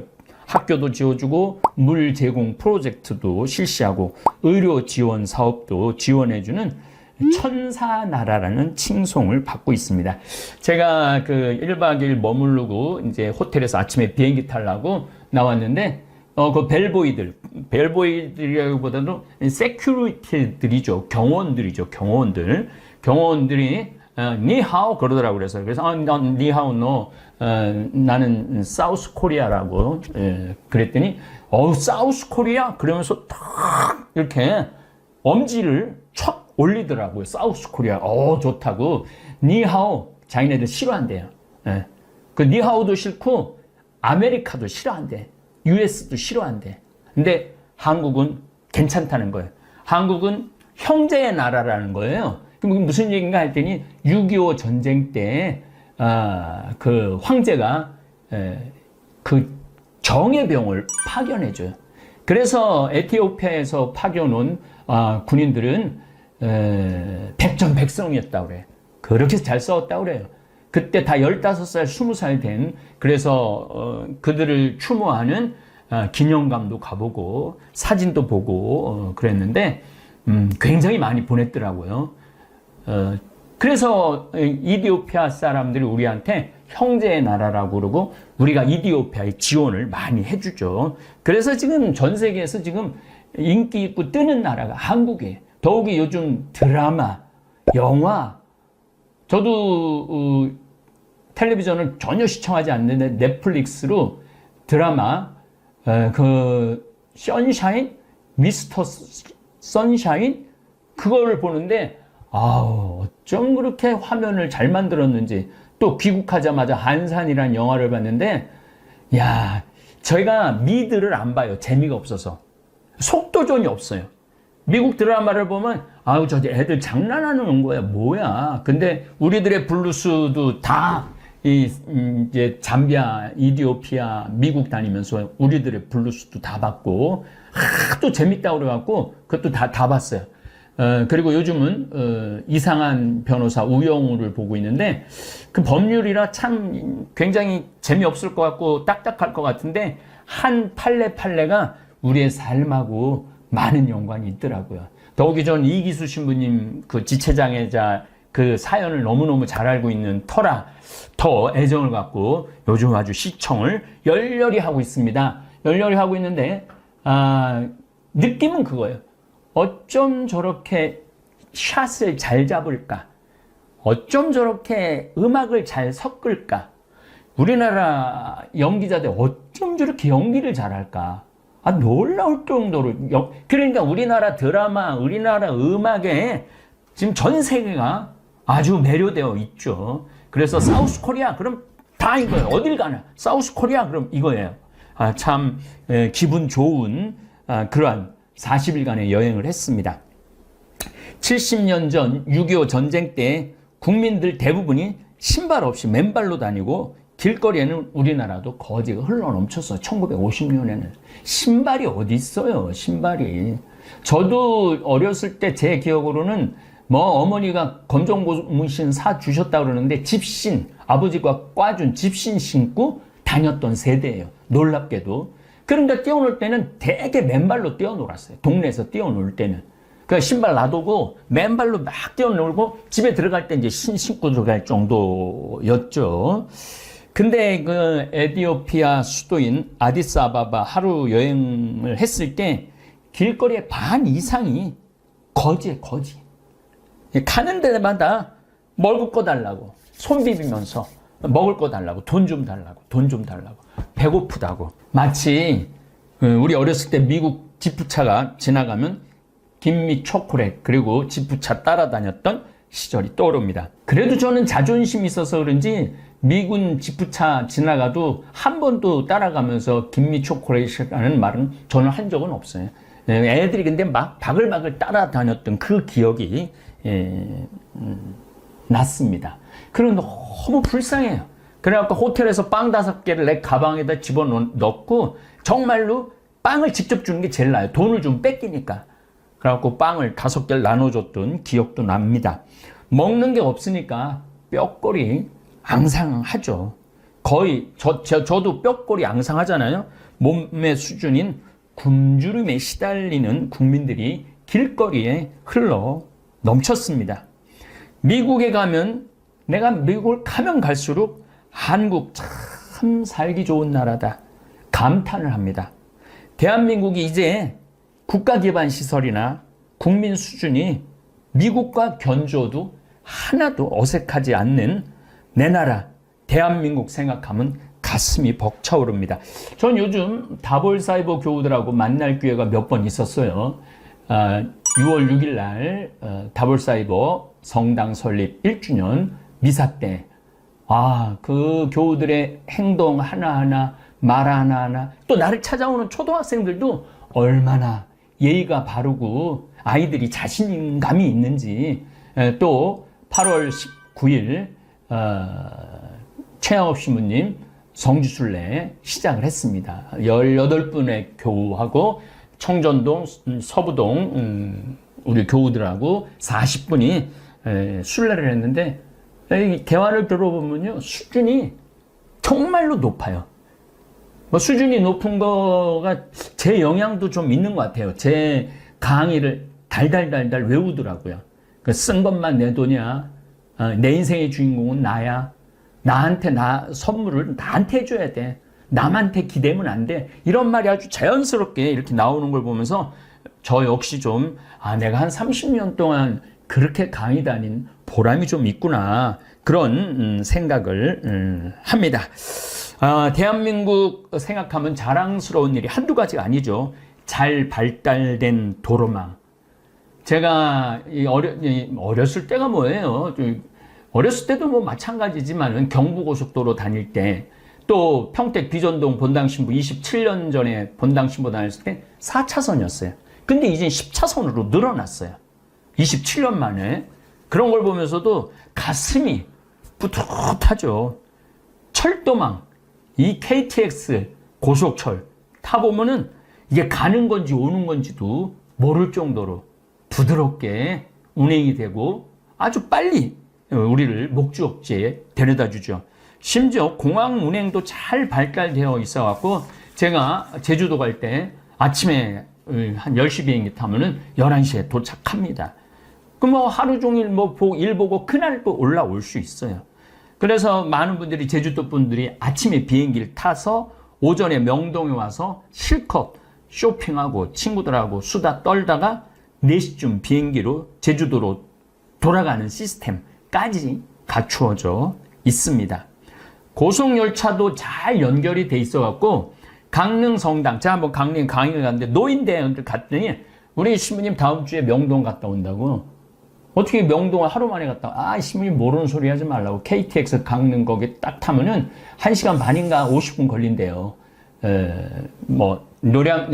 청량리나 서울역 그래갖고 그 서울역에서 내리면 명동은 금방이라는 거예요. 그 명동에 가고 성당 가고 미사 참여하고 점심 또 그 먹자골에서 점심 먹고 또 눈 쇼핑 아이 쇼핑하고 그리고 4시쯤 기차 타고 돌아와서 저녁 먹으면 된다는 거예요. 그리고 강릉에 카페 커피 거리가 있는데 거기서 커피 한 잔 촥 마시고 들어간다고. 야, 이게 상상할 수 없는 일들이 우리 주위에 벌어지고 있어요. 우리나라가 살기 좋은지 모르는 건 우리나라 사람밖에 없어요. 다른 나라 사람들은 한국에 오면 눈알이 팽글팽글 돌아가요. 도대체 이렇게 나라가 깨끗하고 잘 정돈되고 잘 돌아간다는 게 믿어지지 않는다고 이렇게 이야기를 합니다. 뉴욕, LA에서는 상상도 할 수 없는 교통 시스템이죠. 최양업 신부님, 성지순례 갔다 왔는데 우리 차에 탄 분들이 그러니 다 70이 넘은 분들이에요. 근데 그러더라고요. 아, 택시를 타고 어떻게 와갖고 저 지하철 몇 번 선을 빠져갖고 거기서 택시를 타고 오는 걸 다 인터넷으로 검색을 해갖고 정확하게 7시 55분 이렇게 도착을 다 하더라고요. 그거 보면서도 야, 저기 서울에서 왔대는데 뭐 대전에서 왔대는데 야, 어떻게 저렇게 시간을 딱딱 맞출 수 있을까? 이거는 나가보지 않으면은 여러분들이 비교할 수가 없는 거죠. 통신망은 세계 최고 수준이라 스마트폰 하나면 비행기표 발권에서부터 은행 업무, 결제 시스템까지 척척 되어 있죠. 강의로 전 세계를 돌아다니면 비교할 수 있습니다. 저는 미국에 가도 유럽에 가도 브라질, 아르헨티나, 남미를 가도 특별히 동남아시아, 아프리카를 다닐 때마다 애국심이 불끈 솟아납니다. 어쨌든 잠비아 선교 여행까지 마치고 8월 3일에 입국했습니다. 꼭 40일 동안 세계를 돌아다니다가 입국한 저는 인천공항에서부터 또다시 이야, 대한민국 정말 좋다. 입국장을 통과할 때 1분이 안 걸려요. 그냥 통과해요. 그냥 통과해요. 그리고 사진 여기다가 입국할 때 QR코드만 딱 들이대면은 그냥 통과가 돼요. 예, 그러니까 1분도 안 걸리는 거죠. QR코드 딱 보여주고 그냥 지나가면 되는 거니까. 그러면서 또 한번 깜짝 놀래죠. 미국 LA 지난번에도 6월 달에 갔다 왔지만 입국장 통과하는데 1시간 걸려요. 얘네들은 QR코드라는 것 자체를 몰라요. 그러니까 1시간 걸리는 거예요. 그리고 뭐 왜 왔니? 누구네 집에서 지낼 거니? 며칠 동안 머무를 거니? 이런 것도 다 물어봐. 근데 우리나라는 그런 거 안 물어봐요. 은돌라 공항, 잠비아 이번엔 새로 해갖고 너무너무 좋았는데 가면 보통 1시간에서 1시간 반 정도 걸려요. 몇 명 통과시키는데 100명 통과시키는데. 그래서 한국 밤거리를 다녀도 공포 위협을 모르고 사는 나라입니다. 미국에서 시내 밤거리를 활보한다.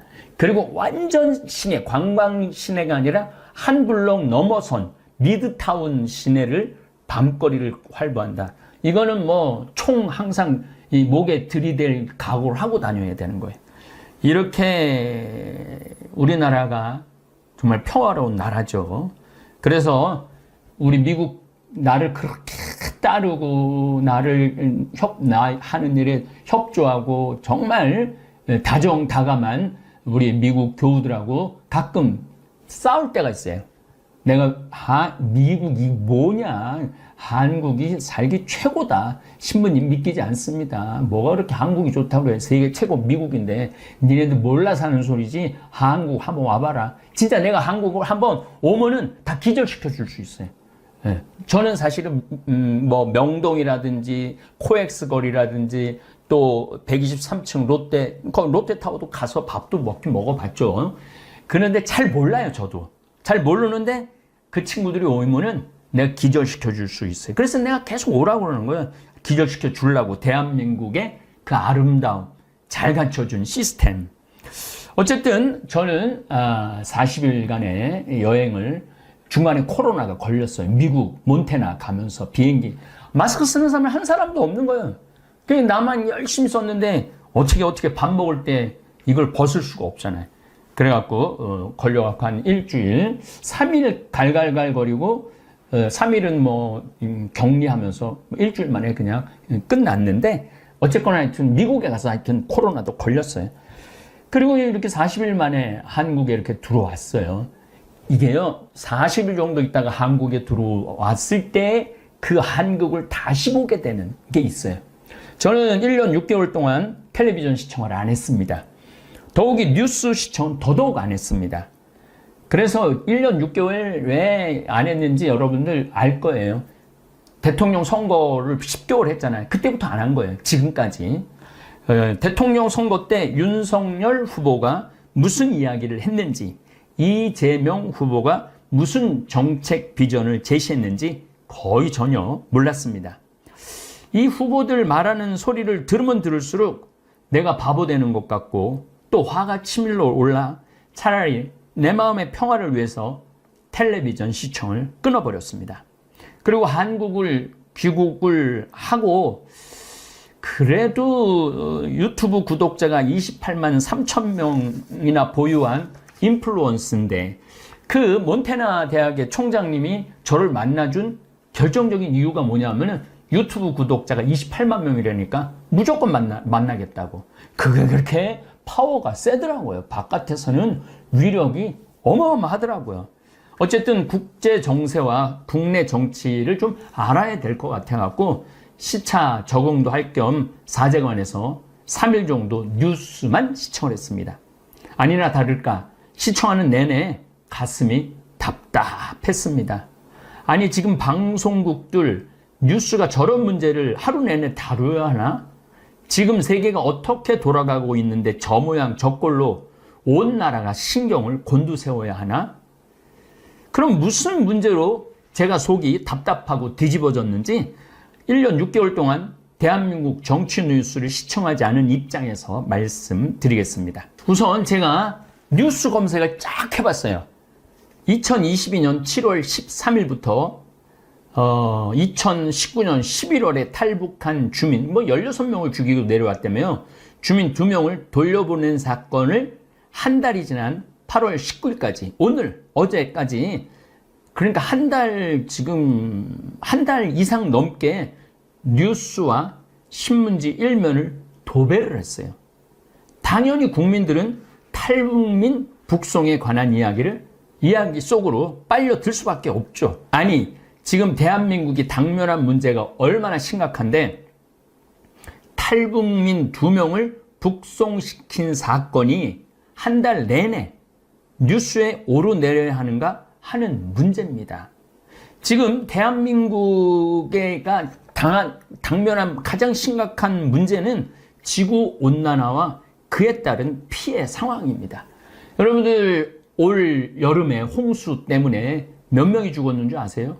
17명이 죽었어요. 우리나라 국민이 17명이.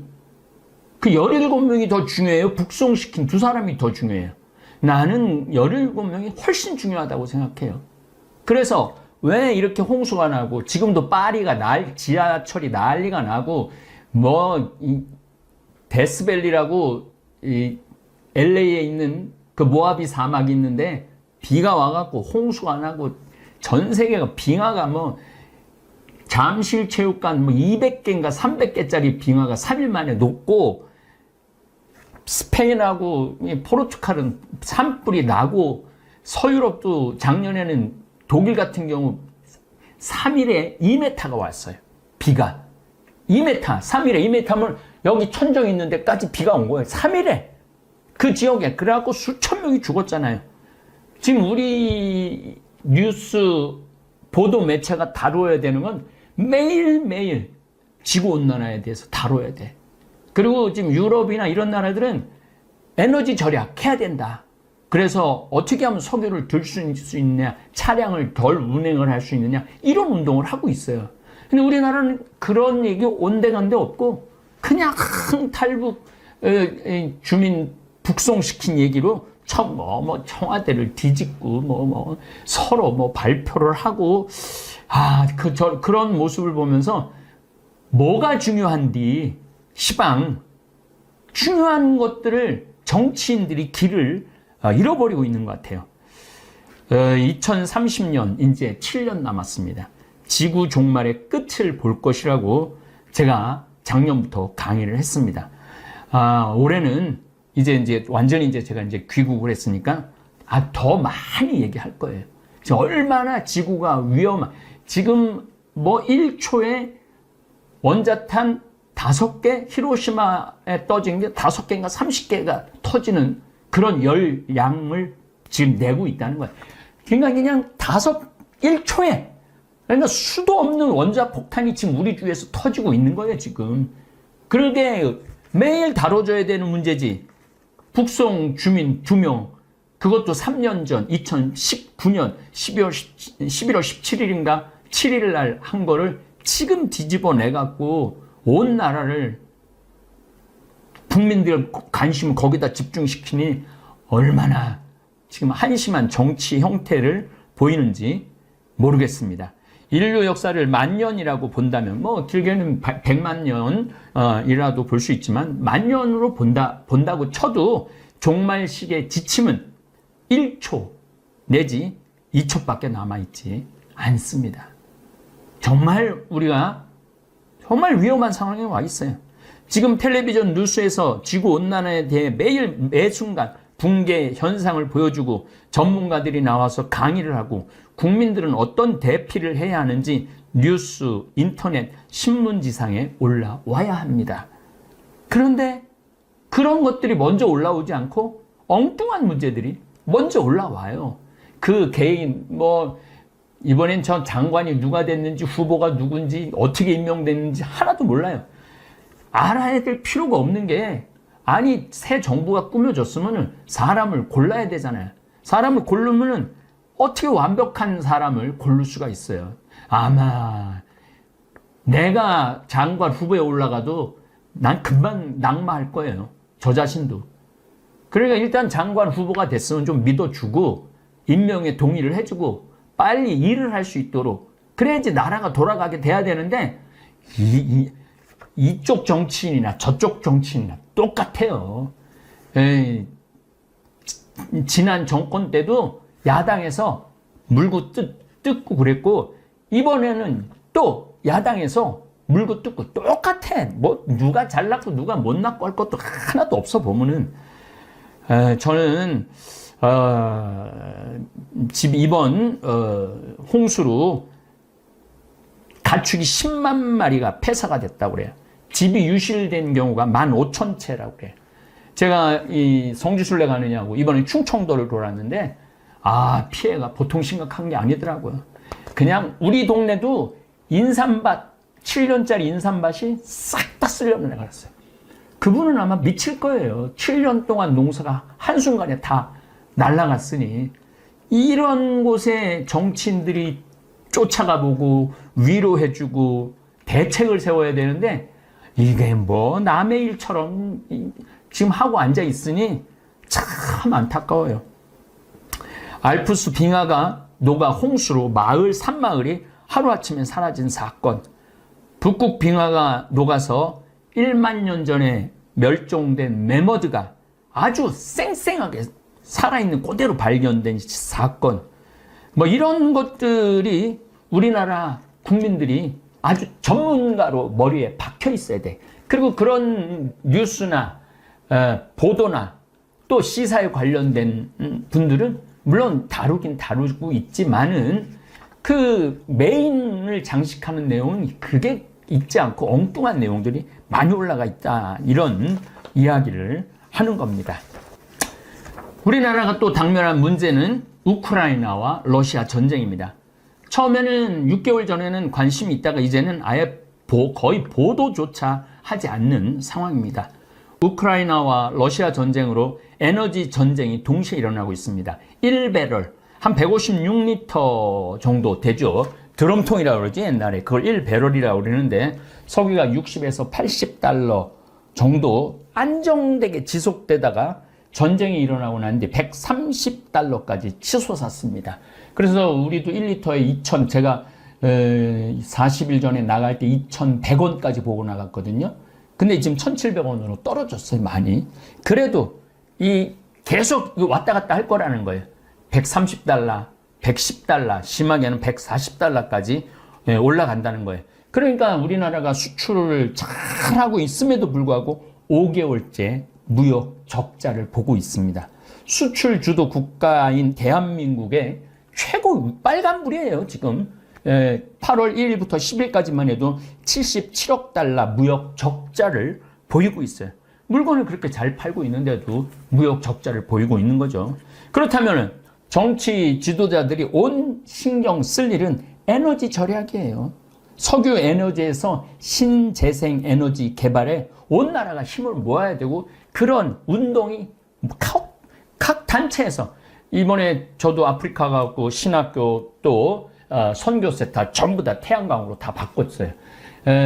샌 버나디노도 태양광으로 다 갈 거예요. 그리고 문경도 태양광으로 많이 갈 거예요. 그래서 태양광으로 거의 많이 바꿀 거예요. 이제 탄소 중립 이거 2030년 지나고 나면은 경제 자체도 완전히 바뀔 거예요. 세상은 완전히 바뀌고 있는 거죠. 여기서 한 가지 우리가 알지 못하는 덫이 있는데, 신문 지상에서 노출되는 제목에 따라 국민들은 이리 흔들리고 저리 흔들릴 수 있습니다. 네이버나 다음 헤드라인 뉴스, 또 이 유튜브를 보면은 신문을 계속 넘겨주면서 신문의 헤드라인을 설명을 해주죠. 이런 뉴스들을 보면은 국민들은 그쪽으로 관심이 갈 수밖에 없어요. 그래서 TV 시청을 안 하는 게 오히려 현명하게 사는, 바보같이 안 살고 현명하게 사는 거죠. 오늘 헤드라인 뉴스를 한번 뽑아봤습니다. 다음에서 뽑아봤습니다. 선거법 위반 혐의 박형준 부시장 1심 무죄.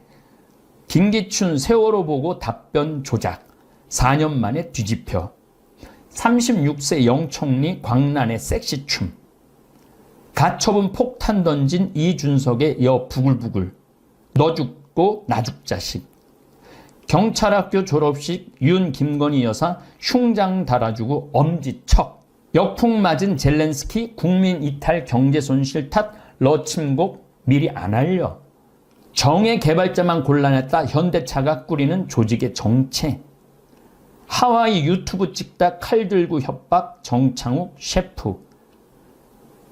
양쯔강까지 말라버린 중 올해 첫 국가 가문 경보. 이거 아주 중요한 문제죠, 이런 것들은. 근데 우리가 이걸 헤드라인 뉴스를 장식할 만한 내용, 굳이 무슨 유튜브가 칼 찔른 걸 이런 데 올려놓을 필요가 있는가? 저는 그런 생각해요. 침 놓고 안마 잘하고 머리 좋은 은여들 양반들에게 첩. 이렇게까지 할 필요가 있나? 그런 거예요. 람보르기니 100만 원에 가져가실 분 황당한 실제 차주는. 정경심 허리디스크 증세호소 조국 부부 재판 일찍 종료. 참, 이 문제도 제가 나중에 한번 다룰 문제인데, 이 한 가족의 어떤 비리, 한 가족의 어떤 잘못, 이게 온 국민이 지금 몇 년째 시달리고 있는 거예요, 지금. 2년, 3년째 시달리고 있는 거 아니에요? 저는 이런 게 이해가 안 가요. 지금 우리가 앞에 문제를 다뤄야 되는데, 옛날 문제만 다 다루고 있잖아요. 당진 A대학 성폭행 태권도 코치 학교에서 정식 채용한 적 없다. 이런 내용이 헤드라인 뉴스예요. 네. 저는 지구온난화 문제 다뤄야 되고, 우크라이나 전쟁 다뤄야 되고, 미국 인플레. 그래서 어쨌든 대한민국이 지금 직면한 문제는 어느 후보 장관 비리가 아닙니다. 미국의 인플레이션을 따라갈 수밖에 없는 한국 경제, 비트코인, 가상화폐로 피해를 보는 젊은이들, 인구 절벽, 이거는 매일 다뤄야 되는 문제예요. 애 안 낳는 거. 그냥 우리나라는 그냥 급격하게 일본처럼 망해가는 거예요. 그래서 제가 평화방송하고 얘기할 때 첫 애 낳으면 한 달에 200만 원씩 줘야 된다. 둘째 애가 낳으면 걔는 300만 원 줘야 된다. 셋째 애가 낳으면 400만 원 줘야 된다. 그렇게 아주 간절하게 얘기를 했건만 관심이 없어요. 뉴스를 보면은 그 인구 절벽에 대한 보도를 찾아보기가 힘들어요. 그게 가장 심각한 문제인데도, 그러니까 국민들이 마음이 지금 어디로 돌아가고 있는지 모르는 거야. 국민들 마음이. 뭐가 중요한데. 뭐가 중요한지를 알아내는 게 지도자죠. 그래서 정말 첫째 200, 우리는 지금 하고 있어요. 우리 다볼사이버 성당은 많이는 못하지만 우리 국가가 아니니까 30만 원씩 지원해주고 있어요. 지금 요새 신청자가 많아요. 내년에는 50만 원으로 올릴 생각이에요. 나라도 해야지. 우리 다볼사이버 교우라도 해야지. 고령화, 풀어야 할 숙제 중에 하나가 또 고령화죠. 그리고 이제 제가 이제 열심히 추진하고 내년에는 뭐 어마어마하게 크게 추진할 거, 농약으로 죽어가는 땅 살리는 운동. 땅이 살아나야지 사람도 살아나거든요. 그런데 국가 경영이 벼랑 끝에 와 있는데 그 끝에서 서로를 끌어주기는커녕 벼랑으로 밀어내는 모습만 보이니 답답한 거예요. 지금 우리가 이 벼랑 끝에 와 있거든요. 우리나라가 최고의 인기를 누리는 동시 벼랑 끝으로 와 있는 거예요. 임진왜란 때 그렇게 허술했던 조선군이 이순신 장군의 해군력, 특히 거북선으로 일본을 본토로 노량해전에서 밀어내는 저력을 보여줬습니다. 그때까지 나라를 우리는 제대로 뺏긴 적이 없어요. 물론 병조호란 때 청나라한테 무릎을 꿇긴 꿇었지만은, 그런데 조선 말기에는 그 좋던 해군 기술은 어디 가고 총포 한 번 제대로 쏴보지 못하고 나라를 일본에게 뺏겼어요. 그것은 100년 동안 당파 싸움 때문에 그랬던 거예요. 당파 싸움 때문에. 당파 싸움 때문에 나라를 망가뜨려 놓은 거예요. 바로 정치에 있었던 거죠. 정치를 잘하면 나라가 강하고 정치를 못하면 나라가 망하는 거예요. 저는 이번에 이티오피아를 가고 잠비아를 둘르면서 박정희 대통령에 대해서 다시 생각하게 됐어요. 정말 박정희 대통령은 이 나라를 살린 영웅이에요. 영웅. 물론 무슨 인권하고 장기 집권 있었지만은 장기 집권을 하고 인권을 그렇게 빼앗은 나라는 수도 없어요. 그런 나라 중에 이 가난한 나라에서 탈출해갖고 선진국이 된 나라는 우리나라밖에 없어요. 그 밑거름은 누가 뭐라 그래도 박정희 대통령이라는 생각이 들어요. 이 잠비아를 가보면은 대통령이 바뀌어도 그 나물의 그 밥이야. 그 나물의 그 밥. 똑같아. 뭔가 아주 비장함이 없어, 비장함이. 근데 우리 어머니 아버지 세대 때 비장함이 있었잖아요. 중동에 가갖고 공사한 분들, 비장한 각오가 있었잖아요. 독일에 광부로 갔던, 간호사로 갔던 분들, 비장한 각오로 간 거예요. 그리고 미국에 힘들게 유학 갔다 온 그 교수들이 이 나라 한번 살려보겠다고 정말 온 국민이 비장하게 그동안 한 50년을 끌어와갖고 여기까지 올려놓은 거야, 말하면은. 그런데 지금 요 정치인들이 이 말아먹고 있는 거예요. 그래서 결국은 우리가 이거 지켜나가야 된다고 생각합니다. 정치인들 욕하기 전 우리 다볼사이버 성당 교우들이 똘똘 뭉치면 영향을 미칠 수 있다고 생각합니다. 이제 곧 30만이 될 텐데 30만이 먹방을 보는 것도 아니고 30만이 무슨 집 이런 걸 보는 것도 아니고 우리 현안 문제, 이제 한국의 이해를 곧 시작할 텐데 이게 이제 한국의 이해 이제 시작하는 이제 준비 운동이에요. 저도 이제 귀국을 했으니 저 역시 지구가 겪는 수많은 문제 그리고 대한민국이 지금 겪는 문제를 좀 언급을 해야 되겠어요. 어차피 한국의 이해를 강의를 하려고 마음을 먹고 있으니까 그 준비도 어느 정도 끝났으니까 앞으로 우리 다볼 교우들하고 답답한 내 속을 좀 이야기를 나누고 우리 교우들하고 공감대를 형성해 보고 싶습니다. 다음에 또 이 답답한 문제 이런 현상에 대해서 또 이야기를 나누도록 하겠습니다. 예, 감사합니다. 존경받는 어른이 되는 7가지 수칙을 알려드리겠습니다. 첫째, 입을 적게 열고 듣기에 열중하자. 타인에게 내 생각을 절대 강요하지 맙시다. 알아도 모른 척하는 것입니다. 세상은 넓고 인재는 넘쳐납니다. 나보다 못한 사람이 얼마나 될까요? 알아도 모른 척하고 젊은이들의 말을 경청하는 것입니다. 그래야 얻는 것이 많이 있게 되는 것이지요. 둘째, 돈지갑 열고 돈 내기에 열중하자. 경제활동이 멈춰진 노인이 돈이 있어야 얼마나 있을까요? 많은 돈의 지출은 아니더라도 어차피 이 시대의 돈의 역할은 인간과의 소통이며 정성이며 사랑이며 관심 표현입니다. 약소하더라도 경제력에 맞는 지갑 열기에 주저함이 없는 노인이 되어주세요. 셋째, 화내지 말고 웃고 또 웃자. 요새 젊은 놈들은 하면서 욕설을 뱉으시는 노인. 옛날에 우리 잘할 때는 하면서 어렵게 살던 일들을 줄줄이 나열하는 사람. 내가 옛날에 무엇을 했던 사람인 줄 아느냐고 하면서 목에 힘을 주는 인간. 몸에 좋고 특히 정력에 좋다면 가리는 것 없이 아무거나 찾아 잡수시는 꼰대 등등. 젊은이들이 가장 싫어하는 노인상이라고 합니다. 웃고 또 웃어주는 인자함을 보여주세요. 넷째, 고집을 내려놓고 양보하자. 어른이 되어 마음에 안 든다고 내뱉는 욕심어린 불평은 아랫사람에게 선물이 아닌 배설물일 뿐입니다. 그저 감사하는 것입니다. 칭찬과 격려의 말을 놓치지 않고 스스로 알아서 할 수 있는 젊은이가 되도록 양보의 미덕을 보여주세요. 노인이 고집을 세워 자신의 논리로만 일관한다면 젊은이들과 소통이 이루어질 수는 없습니다. 고집은 한낱 우둔한 늙은이의 변명으로밖에 들리지 않을 것입니다.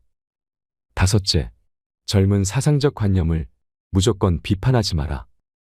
젊은 세대의 사조를 비판하지 않는 것입니다. 젊은이들은 그들 나름의 정치적으로나 사회적인 주관이 있습니다. 그들의 사상을 솔직히 인정해주고 신뢰할 수 있을 때 그들과의 소통이 된다는 사실을 알아야 할 것입니다. 영원불변의 사상은 없기 때문이지요. 여섯째, 세월을 자랑하지 말자. 상대방을 존중하며 인격적으로 대하는 것입니다. 나이 든 것은 자랑이 아닙니다. 소통을 위해서는 자신을 낮추고 지혜로움으로 무장한 어른이 되는 것입니다. 어른의 겸손함은 아름다움 그 자체입니다. 그 아름다움이 존경의 무기가 되기 때문입니다. 일곱째, 젊은이들에게 사생활을 묻지도 따지지도 마라. 이제 성인이 된 그들의 인생은 그들 것이라고 존중해주고 불필요한 간섭은 절대 금물입니다. 훌륭하게 살아갈 소양을 갖추었다고 믿어주고 소중한 사생활 영역은 그들만의 인생이라고 인정을 해주어야 합니다. 결혼 문제, 직장 문제, 이성 문제, 기타 등등. 이젠 그들 의견에 박수를 쳐줄 때입니다. 왜냐하면 우리도 그렇게 몸서리치게 간섭을 싫어하면서 커왔기 때문입니다. 이젠 그들은 어린애가 아닙니다. 지혜로운 자는 지나치고 어리석은 자는 미치지 못한다는 말이 나오는데 공자는 이 말을 세상의 올바른 도가 행해지고 있지 않음을 나타내기 위해 사용했다고 합니다. 자신을 내려놓아야 하는, 즉 겸손히 미덕으로 존경받는 어른은 중용이 절대적으로 필요합니다. 존경받는 어른이 되는 7가지 수칙. 첫째, 입을 적게 열고 듣기에 열중하자. 둘째, 돈지갑 열고 돈 내기에 열중하자. 셋째, 화내지 말고 웃고 또 웃자. 넷째, 고집을 내려놓고 양보하자. 다섯째, 젊은 사상적 관념을 무조건 비판하지 말아라. 여섯째, 세월을 자랑하지 말자. 일곱째, 젊은이들에게 사생활을 묻지도 따지지도 마라. 존경받는 어른이 되는 7가지 수칙을 기억하셔서 행복한 노후를 보내시길 바랍니다. 오늘 영상을 보신 모든 분들이 노후를 지혜롭게 행복한 하루하루를 사시길 바라면서 오늘 영상 마치도록 하겠습니다. 이상으로 책틀맨이었습니다. 지혜를 쌓는 당신의 오늘이 아름답습니다. 더 좋은 영상으로 찾아뵙겠습니다. 우리가 인생을 반성을 해야 돼. 난 정말 잘 살아왔는가? 남편으로, 아내로 잘 살아왔는가? 아버지로, 자식으로 잘 살아왔는가? 또 직장인으로서 회사에서 잘 살고 있는가? 심지어 이건 좀 철학적인 얘기지만 난 한 인간으로 태어나서 정말로 인간답게 잘 살고 있는가? 이런 것에 대해서 반성할 필요가 있어요. 전혀 반성하지 않는 사람은 발전할 수 있는 기회를 잃어버리죠. 저 역시 천주교 신부로서 잘 살고 있는가? 많은 반성, 지난 코로나 시기 때 많은 반성을 했고 제가 가장 약한 부분이 술이에요, 술. 그런데 정말 이제 2달 동안 술을 끊었습니다. 술을 끊으니까 너무 좋은 일이 있어요. 아침에 일어나는 게 즐겁고 하루가 생기가 있고, 술 먹을 때는 그냥 하루 종일 피곤해 쩔어 있는데 요즘은 몸에 생기가 나니까 머리가 팍팍 돌아가요. 그리고 내가 잘못했다면, 그게 이제 내 잘못한 걸 알았다면은 용서를 구해야 돼. 남편한테 용서 구하고, 아내한테 용서를 구하고, 자식한테 용서를 구하고, 부모한테 용서를 구해야 됩니다. 인간은 인생을 살아가면서 착한 일만 하고 살아가는 사람, 천사들이 있어요. 그러나 또 악한 일만 골라 하는 악마들도 있습니다. 이렇게 뉴스를 보면은 정말로 선행만 하는 사람들이 있어요.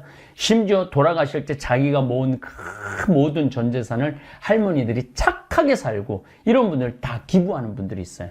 또 어떤 사람들은 세금 떼어먹고 자기 직원들을 착취하고, 이런 악한 악마들도 있어요. 그런데 또 사람은 어떤 때는 착하게 살다가 또 어떤 때는 그 착한 사람이 악하게 변하기도 해요.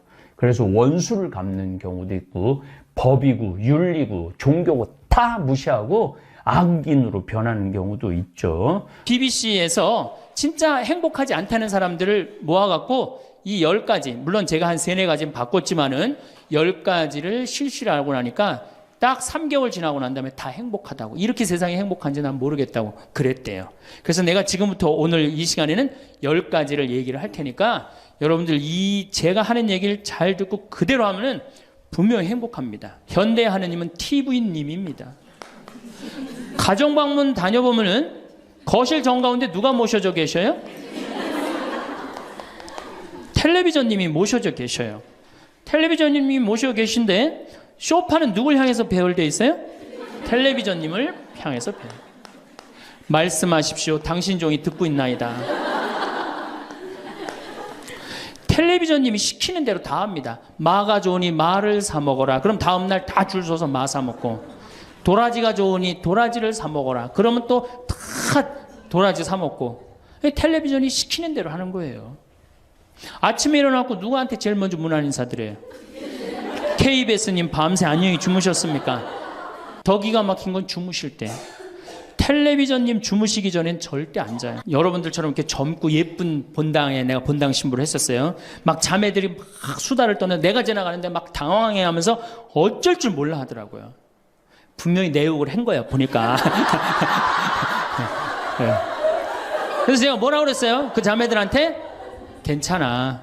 이게 성당 다니면서 본당 신부 욕하는 재미가 최고 재밌는 거야. 네.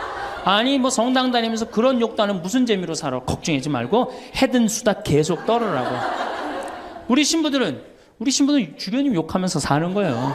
그러니까 사람이 수다를 떨면서 살아야지 행복하지, 참고 산다고 다 좋은 건 아닙니다. 절대. 그러니까 참고 살지 마세요. 황창현 신부님의 행복 특강, 지금 바로 시작하겠습니다. 황창현 신부님을 응원하시는 분들은 구독, 좋아요, 알림 설정 부탁드립니다. 마지막에 황창현 신부님이 직접 쓰신 글도 함께 들으시면 좋겠습니다. 자, 여러분들, 저는 수원교구 신부예요. 수원교구 신부인데 저는 뭐 다행히 우리 원주교구 주교님이 허락을 하셔서 여기 평창에 들어와서 살고 있습니다. 근데 사실은 신부는 본당 신부가 최고예요. 뭐라고 그래도 교우들하고 함께, 아이들하고 함께, 할머니 할아버지들하고 함께 살 때 신부는 행복한 거예요. 저는 여러분들 이제 오늘 가시면은 여기 정막 강산이에요. 여기 해 떨어지면요 내 다리도 안 보여요. 내 다리도 해 떨어지면 내 다리도 안 보여. 여기 아까 잠깐 앉아서 아우 신부님 너무 경치가 좋다고 그러는데 딱 하루 좋은 거예요. 하루 좋은 거지. 이걸 일주일, 2주일 여기 해 떨어져 갖고 뭐 산책 나가면 내 다리도 안 보이는데 어딜 산책을 나가요. 굉장히 외롭습니다. 여기 앞에도 전원 5세대가 돌았는데 3세대가 우울증으로 나갔어요. 그럼 나도 여기서 교우들 뭐 몇천 명 속에서 살다가 평창에 들어와서 살면은 우울증 걸릴 수 있잖아요. 내 동창이 20명이거든요. 동창이 20명이나 되는데 왜 나한테 전화하는 놈 한 놈도 없지? 걔네들이 날 잊은 건 아닐까? 나는 왜 교구 밖으로 와서 이 고생을 하고 살까? 난 우울하다. 그럼 알아주는 놈 누가 있어요? 아무도 없어요. 어떻게 하면 돼? 내가 먼저 전화하면 되잖아. 아주 너무 쉬운 거 아니에요. 내가 전화해갖고 너 성당은 잘 짓고 있느냐? 너 요즘 큰 성당에 갔는데 어떻게 잘 지내냐? 내일은 내 동창이 또 우리 집에 와서 있겠대. 몸이 안 좋아갖고. 그러니까 그 전화를 하니까 동창들이 와서 안식년도 여기 와서 지내고 아프면 여기 와서 지내고 허리 수술에도 와서 지내고 그러니까 외롭지 않은 거예요. 사랑도 먼저 하는 게 중요한 거지 나한테 누가 해주지 않을까? 죽을 때까지 안 찾아옵니다.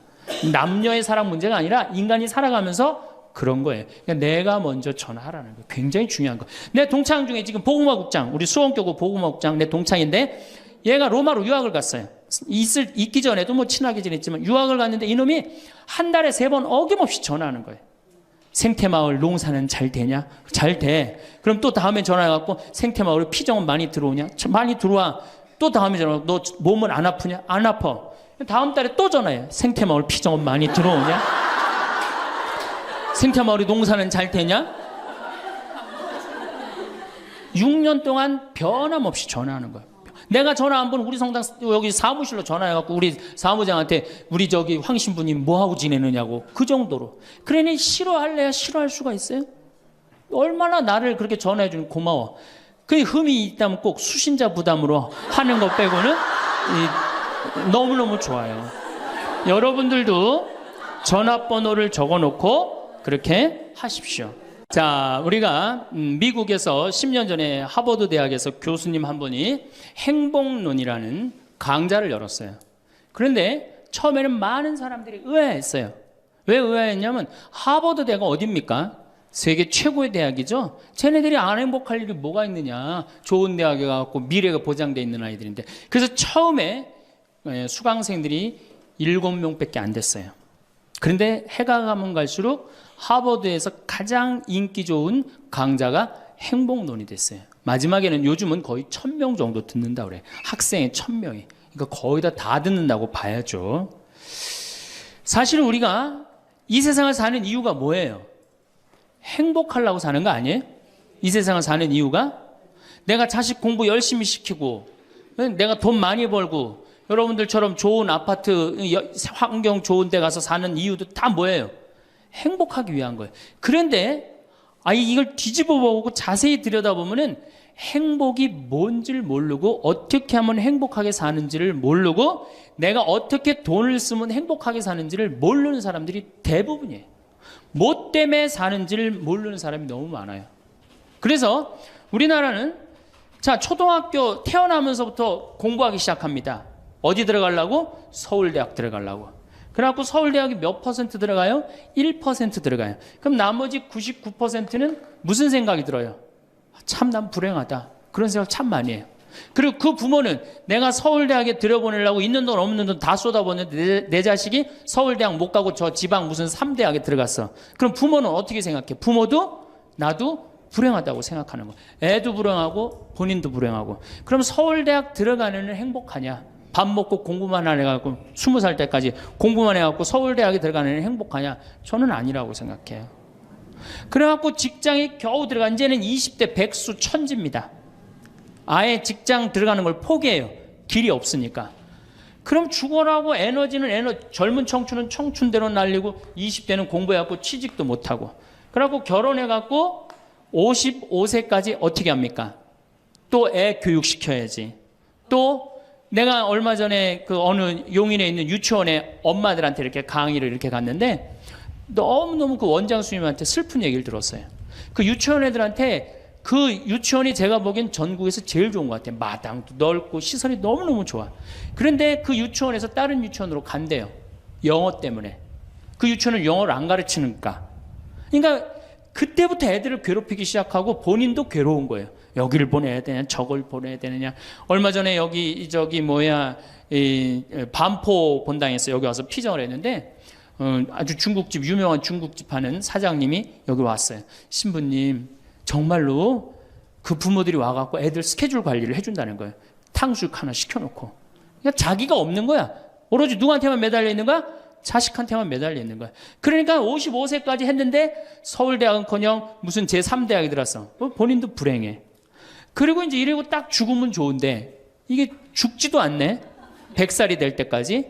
그러니까 우린 다 불행한 거예요. 그래서 우리나라가 178개 국가 중에 행복 지수가 102등이에요. 거의 꼴등이에요, 꼴등. 이렇게 잘 먹고 잘 살면서도 안 행복하다고 그러는 게 슬프지 않아요?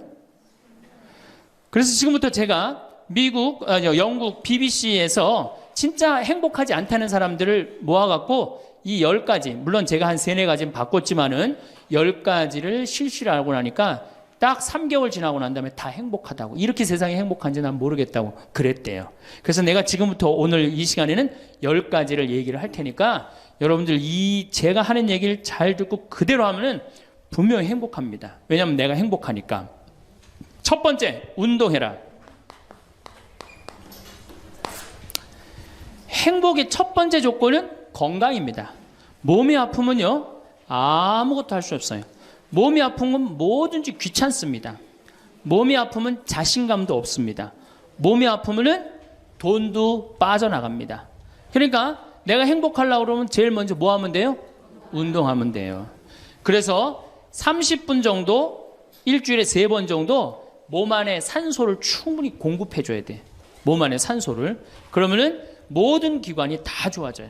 산소 공급해주는 제일 좋은 방법은 뭐예요? 걷는 거, 산에 가는 거. 그리고 뭐 그것도 여의치 않으면 여러분들 스트레칭 하는 거. 그리고 내가 조금 돈이 있다. 수영장 가는 거. 수영장 가는 거 참 좋아요. 벤자민 플랭클린이라는 사람이 미국의 독립 선언문을 기초한 분이에요. 이분이 뭐라고 그러냐면 여러분들 잘 아는 유명한 얘기입니다. 재산을 잃으면 조금 잃은 거고 명예를 잃으면 반을 잃은 거고 건강을 잃으면 다 잃었다 그랬어요. 건강을 잃으면 다 잃은 거예요. 저도 원래 관절염이 있었어요. 그래갖고 내 동창들이 나보고 40살 네가 넘어서 살면은 이별여행 가준다고 그랬어요. 세계 이별여행. 그때까지 못 살 것 같았거든.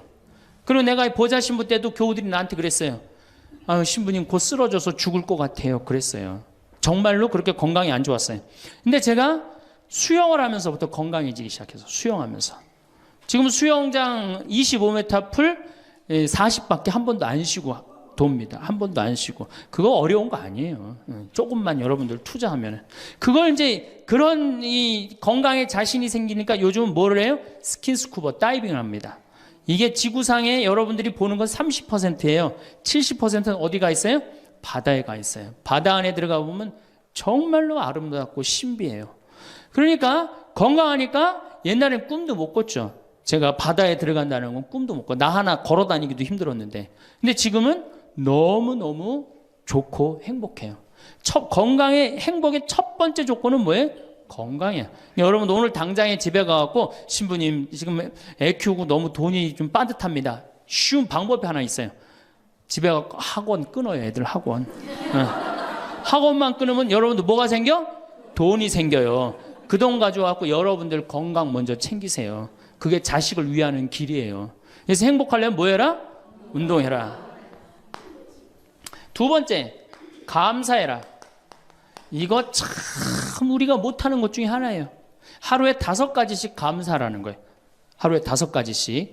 저는요, 이 얼굴은 제가 씹다 뱉은 수제비 같이 생겼어도 이 목소리 하나는 정말로 100만 불짜리라고 그래요.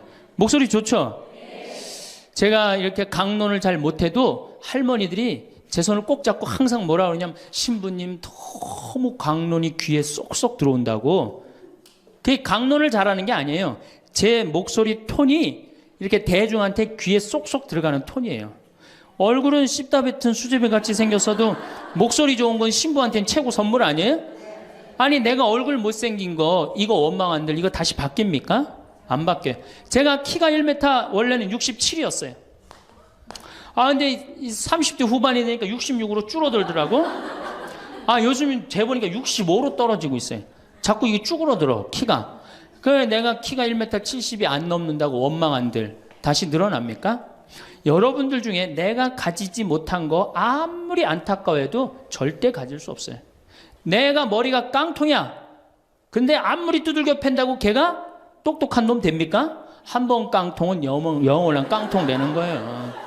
그런데 애는 깡통인 현실은 무시하고 내 희망이 서울대학이라고 애를 괴롭히면 여러분들 행복할 것 같아요? 행복하지 않아요. 내가 가지고 있는 것을 감사하는 거. 이거 굉장히 중요합니다. 제가 군대 가기 전에 이 우리나라를 한 바퀴 여행을 해야 되겠다. 그리고 청량리에서 기차를 타고 강릉 앞바다에 딱 도착을 했는데 새벽에 태양이 뜨는데요. 구름 한 점 없는 바다에서 태양이 뜨는데요. 불덩어리가 떠오르는 거예요. 전 지금도 그걸 보여주게 하신 하느님 아버지한테 정말 감사해요. 여러분들 그런 태양 보신 적 있으세요? 3대가 공을 쌓아야지 봅니다. 바닷가에 사는 사람들도 잘 못 봐요. 왜냐하면은 뜰 때 항상 구름이 이렇게 깔려 있지 그냥 맨 바다가 있기는 그것이 절대 그 쉬운 게 아니에요. 근데 내 그때 그 막 군대 가기 바로 직전에 하느님께서 그 태양을 보여주실 때 제 마음이 어떻겠어요? 이거는 얼마나 감사해요. 그러니까 매일매일 감사해야 돼요. 저는 맨날 수원에 있는 어머니 아버지한테 감사하잖아요. 이렇게 인사. 이렇게 목소리 좋게 놔주셔서 감사하다고. 또 작년에 제가 아프리카를 갔었어요. 아프리카를 갔는데 세렝게티 초원을 갔어요. 세렝게티 초원이 얼마나 넓으냐면 서울서부터 대전까지 한 평야예요. 딱 한눈에 펼쳐져요. 믿어지지가 않죠. 가서 보세요. 신부님 무슨 돈으로? 학원만 안 보내면 다 생깁니다. 학원만 안 보내면 다 생겨요. 그런데 서울서부터 대전까지 딱 펼쳐졌는데 마침 누때 이동 시기에 우리가 같이 이렇게 다니는 거하고 맞물렸어요. 200만 마리가 이동을 하는데 여러분들 200만 마리 상상이 가요? 그 푸른 초원에 누때 200만 마리가 이동을 하는데 내가 이 하느님이 창조의 세상에 내가 들어와 있구나. 그걸 느끼는 거예요. 감사하는 거예요. 그리고 우리 인생 돌아보면요. 억울한 것, 분한 것만 생각하면 여러분들 도움 돼요? 우리가 습관을 잘못 길렀어요. 우리 할머니들 나하고 대화 꼭 해보면은 내가 지난번 강의 때도 말씀드렸지만 신부님 내 말 좀 들어보세요. 그럼 꼭 대동아 전쟁부터 참 억울하고 분한 것만 다 나열한단 말이야. 그럼 그 인생 행복하겠어요? 인생 돌아봐서 즐거웠던 거, 행복했던 거. 여러분들 아이가 첫 걸음 뛰었을 때 행복했어요? 안 행복했어요? 그때 막 흥분됐죠? 그렇게 행복했던 순간은 다 까먹고 억울하고 분한 것만 그대로 차곡차곡 쌓아놓으면 그 사람이 행복할 것 같아요? 내 아이가 처음으로 엄마라고 그랬을 때 행복했어요? 안 행복했어요? 그럼 그것만 생각하라는 거예요. 지난 과거를 돌아볼 때 즐거웠던 거, 행복했던 추억만 마음에 자꾸 쌓일 때 내 마음이 이뻐지는 거. 우리 성가에도 내 마음은 주님께서 가꾸시는 작은 정원이라는 노래도 있잖아요. 근데 그놈의 정원이 그냥 가시반 그냥 미움, 분노, 증오만 꽉 차 있다면 그 밭이 행복한 정원이 되겠어요? 정원이 안 됩니다. 여러분들 아파트 입주했을 때 동백지구에 행복했어요? 안 행복했어요? 행복했죠. 그 앞뒤로 산이 다 있고 얼마나 좋아요. 그렇죠? 그런 것만 하란 말이에요. 자식이 깡통인 거 막 거기에만 매달려 있고 그러지 말고. 그래서 5가지 감사를 드리라는 거예요. 우리는 감사드릴 이유가 얼마나 많아요. 여러분들 나무는 한번 저 자리에 딱 심어지면은 100년이고 1000년이고 움직일 수 있어요, 없어요? 근데 우리는 움직여갖고 지금 경기도 이 강원도까지 와갖고 여러분들 맑은 공기, 이 꽃 가득한데 여러분들 산책하는 거 보니까 꽃 속에서 꽃이 산책하는 것 같아. 너무 보기 좋더라고. 얼마나 좋아요. 물고기는 물 속에서만 살 수 있어요. 그렇죠? 근데 우리는 하늘도 날고 땅도 걷고 바다도 들어가고 인간으로 태어난 게 얼마나 풍요로워요. 인간은 굉장히 풍요로운 존재예요. 생명력에 있어서. 그 풍요로움을 내가 마음껏 누리고 느끼고 살아가는 사람이 있는가 하면은 뒷방에 처박혀갖고 원망하고 분노하고 저주하는 사람, 그리고 살아가는 사람이 있어요. 여러분 어느 걸 선택하시겠어요? 먼저 거를 선택하시는 게 굉장히 중요해요. 그래서 항상 감사해라.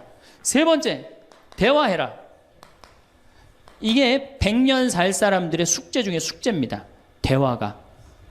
왜냐하면 이게 30년 공자님 시대엔 평균 연령이 38세였어요. 대화할 시간이 어디 있어요.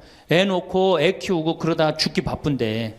근데 지금 애가 다 직장에 다니고 손자 손녀까지 낳는데도 내가 죽어야 안 죽어요? 그러면 그 많은 시간 뭐 하고 살 거예요? 그 많은 시간 대화하고 살아야 돼. 나하고 영적으로 맞는 사람하고 이야기하는 거 굉장히 중요합니다. 영적으로 맞는 사람이랑 대화하는 거. 나는 우리 신부들하고 대화하는 거 참 좋아하는데, 나는 우리 그 동기 신부들도 뭐 친한 편이지만은 우리 선배들하고도 많이 친해요. 내가 아주 좋아하는 신부 베드로 신부가 작년에 나하고 북유럽을 여행을 가기로 했는데, 이 신부가 몸이 아파갖고 다시 복귀를 해. 그러니까 이제 다시 본당 신부로 발령을 받아서 이렇게 일반 여행을 가기 싫고 성지순례를 가고 싶었나 봐요. 나하고 약속을 깨고 저는 혼자 북유럽을 가고, 이 신부는 메주고리를 갔다 왔어요. 메주고리를 갔다 왔는데, 내가 이제 교구청 강의 나가거나 교구에 강의 나갈 일이 있으면 그 집에서 잠을 잘 자요. 이제 그 성지순례 갔다 오고 난 다음에 그 집에서 잠을 자는데, 그 신부가 미안했는지 성지순례 갔다 온 이야기를 해주는 거예요. 메주고리는 40년 동안 성모님이 4명한테 매일 발현한대요.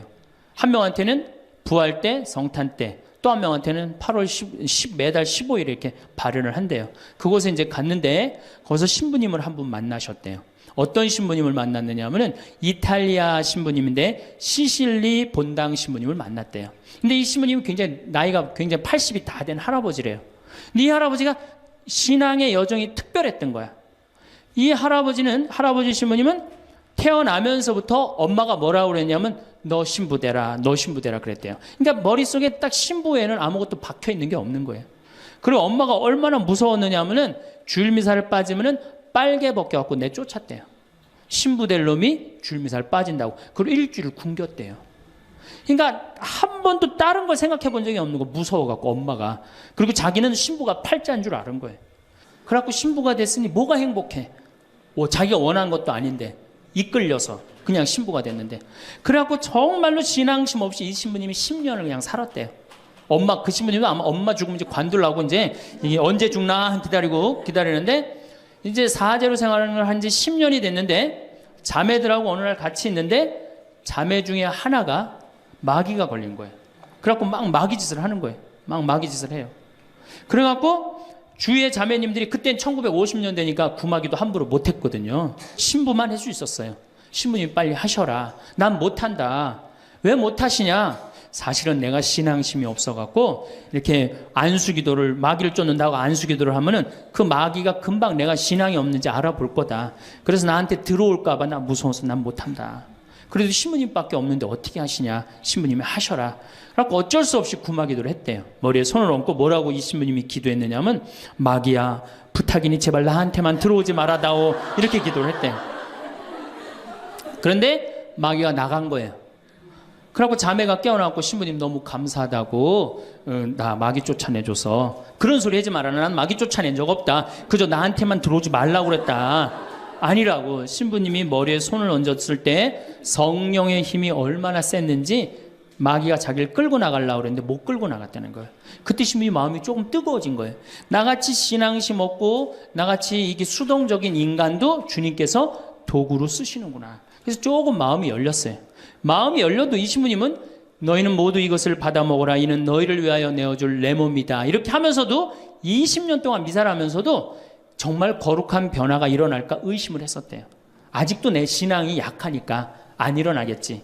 근데 20년째 너희는 모두 이것을 받아 먹어라. 이는 너희를 위하여 내어줄 내 몸이다. 그러는데 예수님의 목소리가 딱 나와서 예수님이 하는 걸 느끼겠더래요.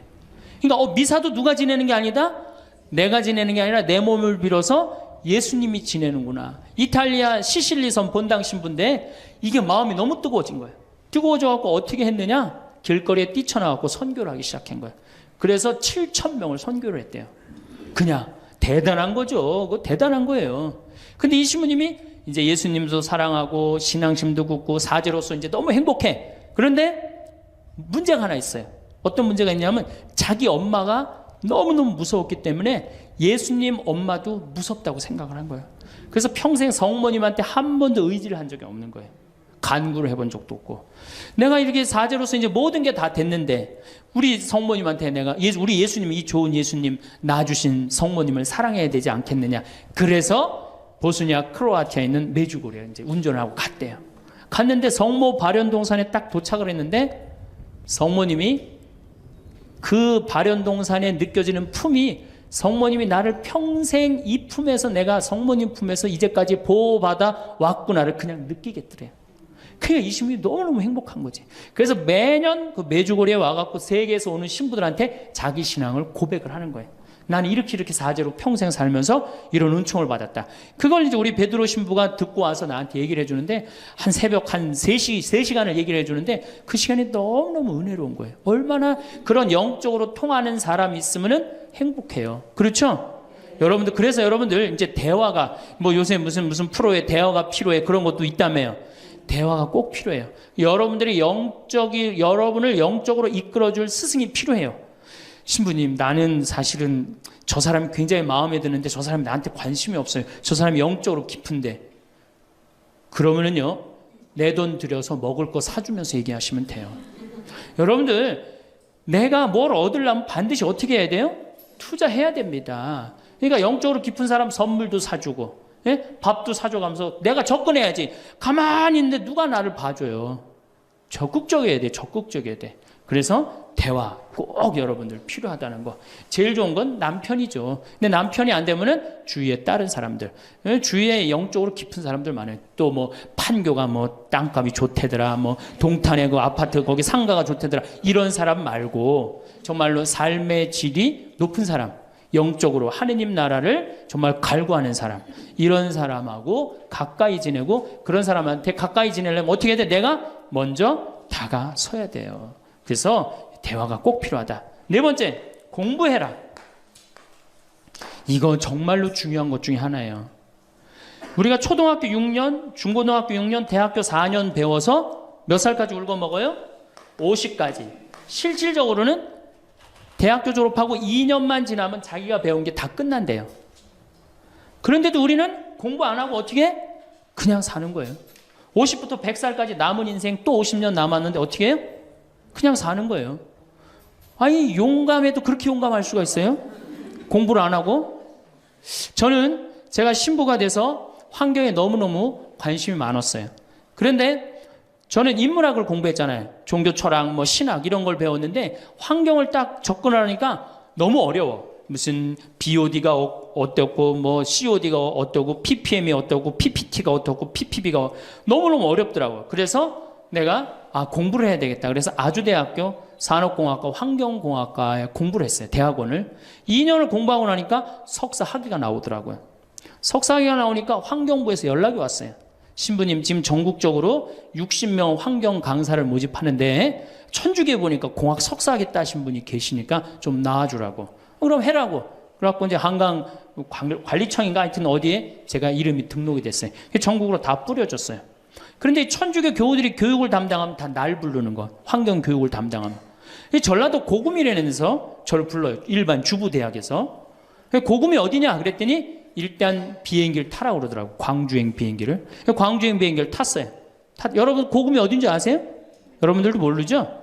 광주행 비행기를 탔어요. 비행기를 탔더니 이제 자가용이 날 데리러 나왔어요. 자가용을 타고 나주를 지나고 영암을 지나고 무슨 완도 있는 데까지 갔어요. 이제 다 왔나 보랬더니 전화를 끌더니 배 띄우라고 막 전화를 하더라고요. 배를 띄워갖고 배를 타고 섬으로 건너갖고 거기서 또 차를 타고 30분 정도 들어가니까 전라도 고금도라는 데예요. 우리나라 맨 끄트머리. 얼마나 좋아. 전국에 다니면서 강의해서 좋아. 그분들 천주교 신부 한 번도 본 적이 없잖아요. 신부가 와서 환경 강의하니까 선교해서 좋아. 강서료 받아서 좋아. 또 거기 멸치가 주산지라고 멸치 선물 받아서 좋아. 공부하면요, 여러분들 할 일이 너무너무 많고 인생이 너무너무 다이나믹한 인생이 기다려져요. 호스피스를 배워도 되고, 무슨 공예를 배워도 되고, 자수를 배워도 되고, 수지침을 배워도 되고, 도자기를 배워도 되고, 플룻을 배워도 되고. 남은 인생이 50년이란 말이에요. 50년. 여러분들 50년이 짧아요? 앞으로? 그런데 공부 안 하고 그냥 버티고 그냥 살 거예요? 이제 공부하셔야 돼요. 공부를 하셔야만이 여러분들의 인생이 행복해집니다. 5번째, TV 시청을 반으로 줄여라. 이게 이제 문제 중에 문제예요. 제가 전전 시간에도 TV에 대한 얘기를 했지만 현대의 하느님이 누구예요? 저는 십자가에 계신 예수님이 하느님이라고 생각 안 해요. 현대의 하느님은 TV님입니다. 가정방문 다녀보면은 거실 정가운데 누가 모셔져 계셔요? 텔레비전님이 모셔져 계셔요. 텔레비전님이 모셔 계신데 쇼파는 누굴 향해서 배열되어 있어요? 텔레비전님을 향해서 배열. 말씀하십시오. 당신 종이 듣고 있나이다. 텔레비전님이 시키는 대로 다 합니다. 마가 좋으니 마를 사 먹어라. 그럼 다음 날 다 줄 서서 마 사 먹고, 도라지가 좋으니 도라지를 사 먹어라. 그러면 또 다 도라지 사 먹고. 텔레비전이 시키는 대로 하는 거예요. 아침에 일어나고 누구한테 제일 먼저 문안 인사드려요? KBS님 밤새 안녕히 주무셨습니까? 사실 평화방송에 인사하는 경우들은 좀 나아요. 그래도 아침에 아침 미사도 하고 그 새벽에 성모님 강의도 나오고 묵주기도도 나오고 그러잖아. 근데 꼭 KBS님 밤새 주무셨습니까? 더 기가 막힌 건 주무실 때. 텔레비전님 주무시기 전엔 절대 안 자요. 텔레비전님이 주무셔야지 어떻게? 나도 오늘 일과가 끝났구나 이러고 잔단 말이야.